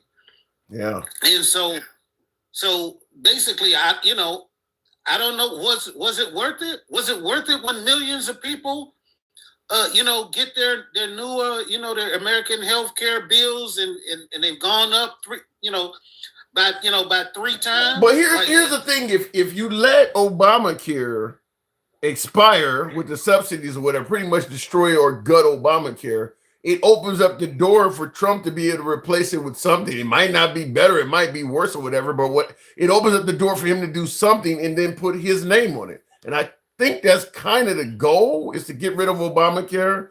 Trump wants to wipe that out because that's the signature, the primary achievement of Obama. Trump just wants to get rid of that because of his disdain for Obama. So, but I do agree with you that by empathizing with SNAP and folks who are poor, so that making sure that they can get money and allowing federal workers to get their jobs back, we just simply switched who is suffering. So the people who receive SNAP and the people who work for the federal government that are now going to get paid, they're not suffering anymore. But you're right. Once the healthcare premiums go up, a whole new crowd of people are going to be suffering. Yeah, I mean, it's pretty sad. But the main thing about what you were saying about, do you think the point is to get rid of, the ACA and do something that Trump wanted to do? Was, if it was that simple, people would have done it by now. The problem with getting rid of the ACA is it addressed some common problems with health insurance that had been around forever that people did not like. They did not like the pre-existing condition shit because people don't understand right now that if you had certain kinds of conditions, you couldn't get health insurance. I don't get, something, you raise a good point. I don't get what's, because I got folks on the show tonight constantly talking about how bad Obamacare is and how it sucked and things like. I don't get how they didn't realize that, because most of us now do not come out of high school and work on the same job for 30 years. Most of us switch jobs quite a bit throughout our working lifetime. And you're right. Let's say, for instance, you're working one job from the ages of 20 to 30, and sometime during that period you develop high blood pressure, diabetes, or some other kind of ailment. When you lose that job and you start out with a next job, that is a pre-existing condition now. You're no longer going to get treated for it. I don't understand why people don't realize that. But there are women got charged more insurance just because of their natural need for more health due to pregnancy and women's issues. Like, they all got to go get birth control. They all got to go get mammograms and stuff. Well, guys don't. So back in the day, a woman of the same age and same situation as a man would get charged more. They don't understand that the ACA got rid of that. They don't understand. Well, listen, we're a capitalist society. We don't want socialism. We want capitalism. And capitalism is going to judge you on who is most. I mean, if you are a woman, you are likely to cost my business as an insurer more money than a man is. And under a capitalist system, it makes more sense to pass that cost down to you, charge you more for insurance, just like they charge a 25-year-old more for auto insurance than they would charge a 50-year-old, because chances are great that that 25-year-old is going to do more dumb things behind the wheel. So they're looking at it from a capitalistic standpoint, and that's what we want. I get that, but the vast majority of Americans aren't pure capitalists. We've taken on those talking points because they pounded them into our heads that this is better for society, but it's not. And all of the people, when you say we're not talking about the people that live in the hills of West Virginia, who they whole damn family depend on the ACA. They getting stamps, everything. Why? Because the industries in their cities have gone away. I'll tell you something though. I believe that even if MAGA had to completely lose their health care under Trump, and they were promised to continue receiving the Affordable Care Act under Kamala or Biden, they would still vote for Trump. I do believe that they view the liberals as fucking the country up so badly that they would give up their health care not to have them. Yes, I have heard that from very intelligent people, and I've heard that from from some MAGA people that they believe that the Democrats are so crazy and such lunatics that they don't care what happens to this country as long as they get to keep Democrats out of power. Because the last thing they want is tampons in the boys' bathroom at school. They don't care about nothing else. They would go down the drain themselves to prevent something that affects less than 0.0001% of the population. Yeah. Well, the thing about it is they believe that even though the transgender in women's sports and all that stuff is extremely rare, that if you ignore it, it will get greater. Q Finney, I just seen your comment. All right, Q. But yeah, they do believe that if you ignore it, there'll soon be transgender everywhere. Yeah, I mean they believe it, but you can't destroy the whole civilization for something that you think is going to happen. Like there have been, look, regardless of what anybody wants to say, this country and everywhere in the world is progressive. It's always going to be changing. It's always going to be changing. You cannot go back to a time way back in the past when we've come all of this way forward. Like you just they talking about make America great again. We can't go back and associate what happened back then. Just like well, what do you wait? What do you think "Make America Great Again" means to you? What does that phrase mean to you when you hear it? It means go back to some time in the past where certain people, felt like they had certain advantages. And they don't feel like they have those advantages anymore, as they should not feel like that. They shouldn't feel like, nobody should feel like they have an advantage just because of the color of their skin or where they was born at. Yeah, I don't disagree with that. And there certainly were people going back. If you go back, well, I must say if you go back far enough, but you don't need to go back very far at all. But there were people that had advantages. Well, yeah, just like Mike said, in the forward, that J.D. Vance wrote. I ain't never heard that shit. That is horrible. I didn't know the particulars, but I knew he had wrote the forward, and he's been a part of the Heritage Foundation, Peter Thiel, all of that stuff. Like we know that. But if you ask somebody like MAGA Reacts, he would probably say he has no idea who Peter Thiel is, even though he's basically like a fucking puppet master in the Republican Party in supporting the Heritage Foundation and making Trump pick J.D. Vance. He didn't even know who J.D. Vance was. You know Trump is only going to pick somebody that's really a loyalist. And J.D. Vance was a self-admitted never Trumper. Yeah. He's turned out pretty well, though. Yeah. I mean, as somebody who's, they got different agendas than Trump. I think sometimes we associate with the Heritage Foundation with stuff that Trump wants to do. Trump is just a vehicle for them to be able to do it. I don't think Trump really gives a damn whether they accomplish, that shit or not. As long as the money keeps coming his way and they keep making sure the evangelicals and all of the, the MAGA people stay on his side, I don't think he. So what are you saying? Trump is just on one big grift or something? He really ain't focused on America itself, just trying to get paid?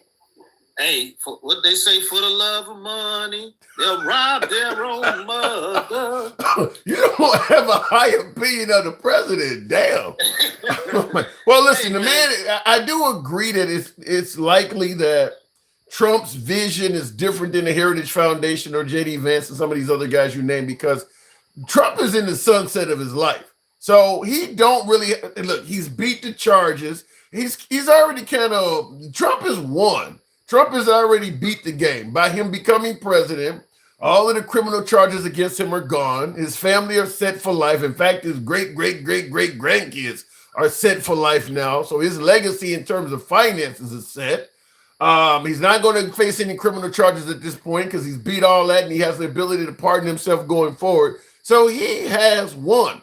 The Heritage Foundation and some of this other stuff, J.D. Vance and Stephen Miller and all these folks, yeah, they actually do have a vision for America going forward because they will be part of it. Trump won't. 10 years from now, Trump is gone. I mean, he's probably not going to be here 10 years from now. Right, and that's why he's cool with the people who are allowing him to. Just think about it. He's made in the last 10 months more than he's made in his entire fucking life. Yeah. I heard Ann Coulter said that. He 5x'd his wealth in 10 months. Jesus. And I'll tell you something, that may not even be accurate because they're making so many moves, there's no way to keep track of him all. I mean, he has his own crypto. We don't know what's in there. We don't know what he's doing with all these other countries that he's suddenly, like now Syrians or Saudis now we're talking to. You don't know what's going on. I mean, we know he is a transactional president. So if he's dealing with people, something for him is coming out of it. And we don't know oftentimes what that is because the Qatar jet. And the people, and for one thing, just to let MAGA Reacts know, the GDP, it used to be a reference to like how good the country was doing as far as producing things. But what he has to take into consideration is what Trump is doing is shrinking our economy. He's shrinking it by doing all of this tariff shit. So there's less trade going on. So the GDP number is giving you a false impression of when it's compared to when the tariff and stuff is not involved. Why? I guess I want to know, because there's a lot of young folks on the Republican side in terms of the Senate and Congress. Do they not know what you're saying, or do they think that you're flat out wrong? I mean, because listen, Trump is in the sunset of his life. Marco Rubio is not. Marjorie Taylor Greene, these folks are not in the sunset of their lives. They could be around another 40 years. So whatever Trump does, whether it's good for the country or bad for the country, they're going to be living in that. Their children got to grow up in it and all of that. Do they not see are you seeing things different? I mean, do they not see this, or what do you think's going on there? I think some of them, when they hitched their trailer to Trump, they didn't know how deep it was going to get.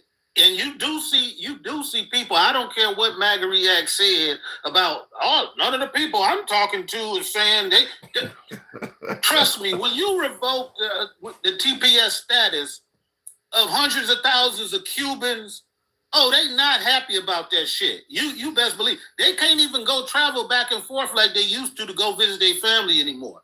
So that bullshit he talking about, I don't know about his circle. He talking about everybody was at the rally or whatever with the far right people. Yeah, you can always fill up a couple thousand seat stadium anywhere you go in a large city.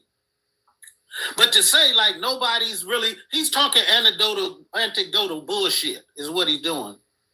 Yeah, I cannot understand how the Hispanics will still be backing Trump when even he admitted only 5%. I mean, he's not even Hispanic, and he said only 5% of the things in this country got better. For the Hispanic community, there's a whole lot of negatives they're dealing with that regular folks are not dealing. Well, non-Hispanics are not dealing with. So I cannot imagine the Hispanic community is still backing Trump the way they were last November. That doesn't make any sense to me. We just saw a microcosm in this last election, where they had 65% or more vote on the Democratic side. In states that Trump won, where he won 60-something% of the Hispanic vote, and a lot of the male Hispanic vote are going the other way. I've seen stuff, and it might be anecdotal, but they've had people in big cities where they went to barbershops, where Black people have political conversations, people of all different levels in society. And they all in there, because they was all in there talking about, Trump gonna do the thing. He gonna fix this or fix that. They talked to him a couple of weeks ago. They was like, we got buyer's remorse. Everybody in the damn place that they brought him back, and they said, no, we did not vote for when under Trump's first term, there were things to bring up that Trump did even for the Black community. Under Trump's second term, when you talk about what has he done for the Black community, there's nothing there. I mean, there literally is nothing there. Only thing we can say right now is, I guess he hasn't harmed the Black community to the level of the Hispanic community. Yes, he has harmed the Black community. How? with that DEI movement and all of those people from government jobs, we're talking about over 300,000 African-American females have been put out of decent, good-paying government jobs with benefits. These are educated women. These ain't people flipping burgers. These are people who were working in civil service. Our unemployment rate is now up to like 7 point something, which is the most it's been since the pandemic. So they can't tell me what he's doing that's helping black people. And he's still walking around talking about he did the most for black people ever. I can't see anything he did in his first term. Well, if you're gonna say rising tide lifts all boats, I can understand that. If the economy got better for whites, that means it got better for blacks too. I can see that. But that's not when they say what has he done for us or for black people, I don't see anything he did. They talk about, well, he had those economic zones in black cities. I don't know not one person who has taken advantage or knows anything about an economic zone in big cities. Yeah. All it was a grift. They made a lot of money available for people to come in and invest in black neighborhoods. Not for black people to get the loan, but to invest. How do you think his legacy is going to go down in history from the black community? Will they view him? I mean, obviously right now, not exactly the most popular, but what do you think his legacy with the black community will end up being? It's going to be horrible. It's going to be horrible, but we won't really know until we're out of it, and people are no longer like. There's this illusion with some black people, just like we've been saying, like he's done the most for black people and all that stuff. There's no proof of that. Once we get away from it, people will be able to look back and see, you know what I'm saying? Because we'll have concrete numbers, just like MAGA reactions on here talking about the unemployment rate is 4.3 for the country. Black unemployment is at around 7 point something. So when you say making it great again and all these types of things, if we got almost double y'all unemployment, there's obviously a systemic problem in the country, but they would not recognize that. They would just say, well, that just means that black people are just lazier. That's why they don't have as many jobs. And yeah, you're right. You're gonna probably get something like that. I mean, they're gonna have to defend it some kind of way, and that probably would be part of it, as they would suggest that blacks are just not trying as hard or something like that. But so you think the legacy is going to be horrible? Yeah. Did you see him yesterday at that game? Unfortunately, I ended up watching it because I'm a Lions fan, and I was watching the game, and they had him commentating, and he was parroting the same lies and bullshit the whole time. He was up there talking about the country's doing great.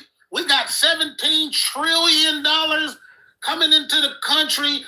Food is down and everybody is on the damn, of course they're going to be respectful. They on the plate. They bobbing their heads and shit like he correct.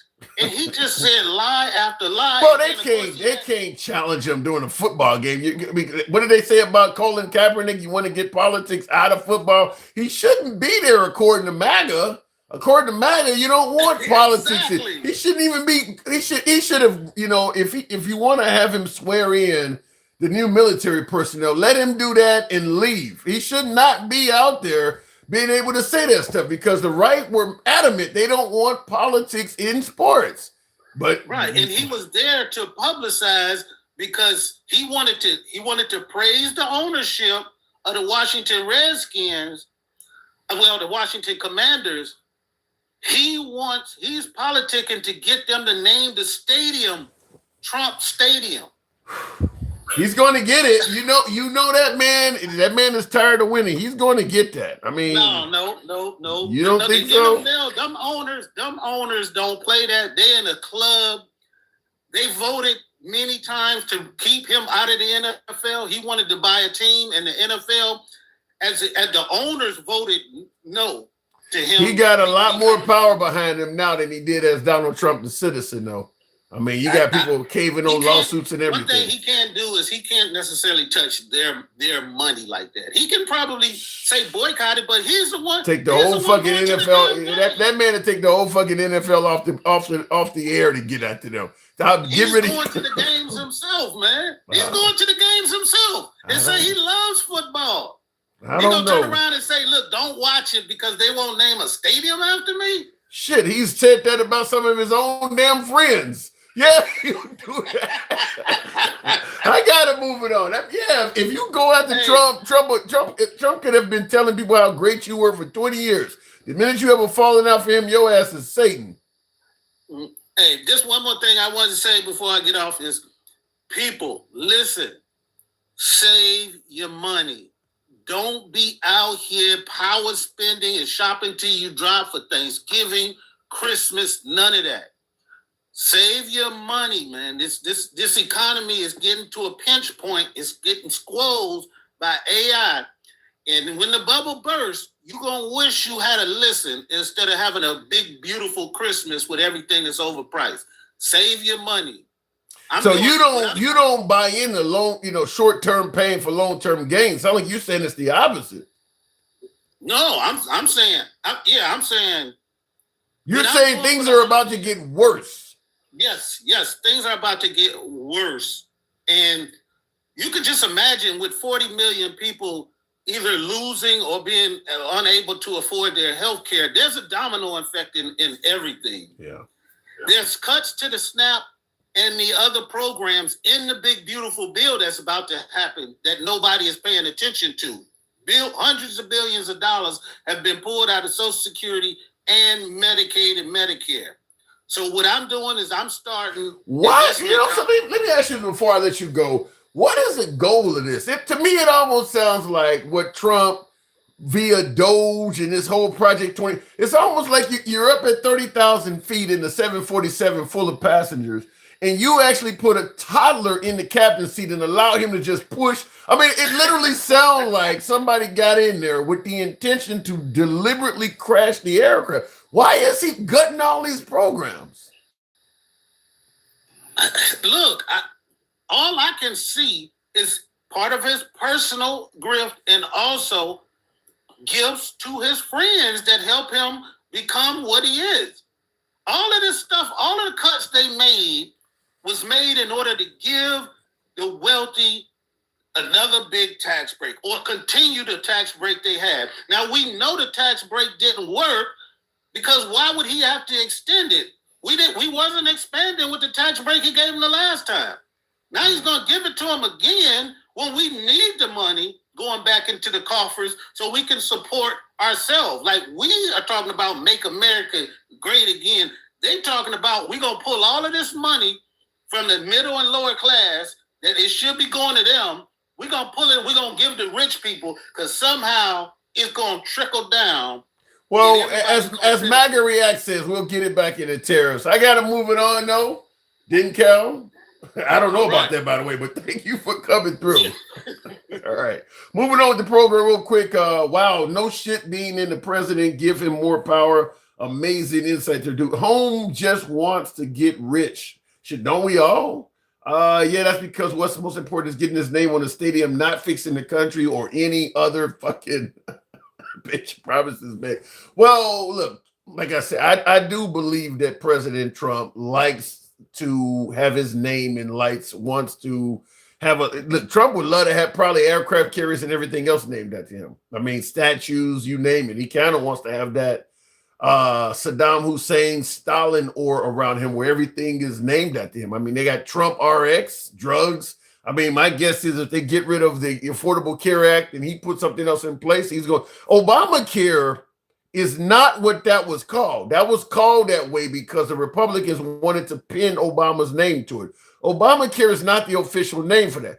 Trump will make his name on there official. That will be officially part of the name. So it was Obama never intended for the Affordable Care Act to be called Obamacare. He had nothing to do with that. That was the right trying to pin that to him so everybody knew where this supposed screwed up healthcare plan came from. Trump's going to put his name on his shit. Trump wants his name on it. By the way, follow the program if you're watching on Instagram, TikTok, or X. Give your boy a sub if you're watching on YouTube. Going back to the box, what does that say in there? I didn't read that comment. You can both be against tax cuts or tariffs. You can't be mad at both. Yeah, you can. I mean, if we're not in a position, the tariffs are a whole animal within itself. Taxing the whole world at the same time, you can absolutely be mad at that, considering he didn't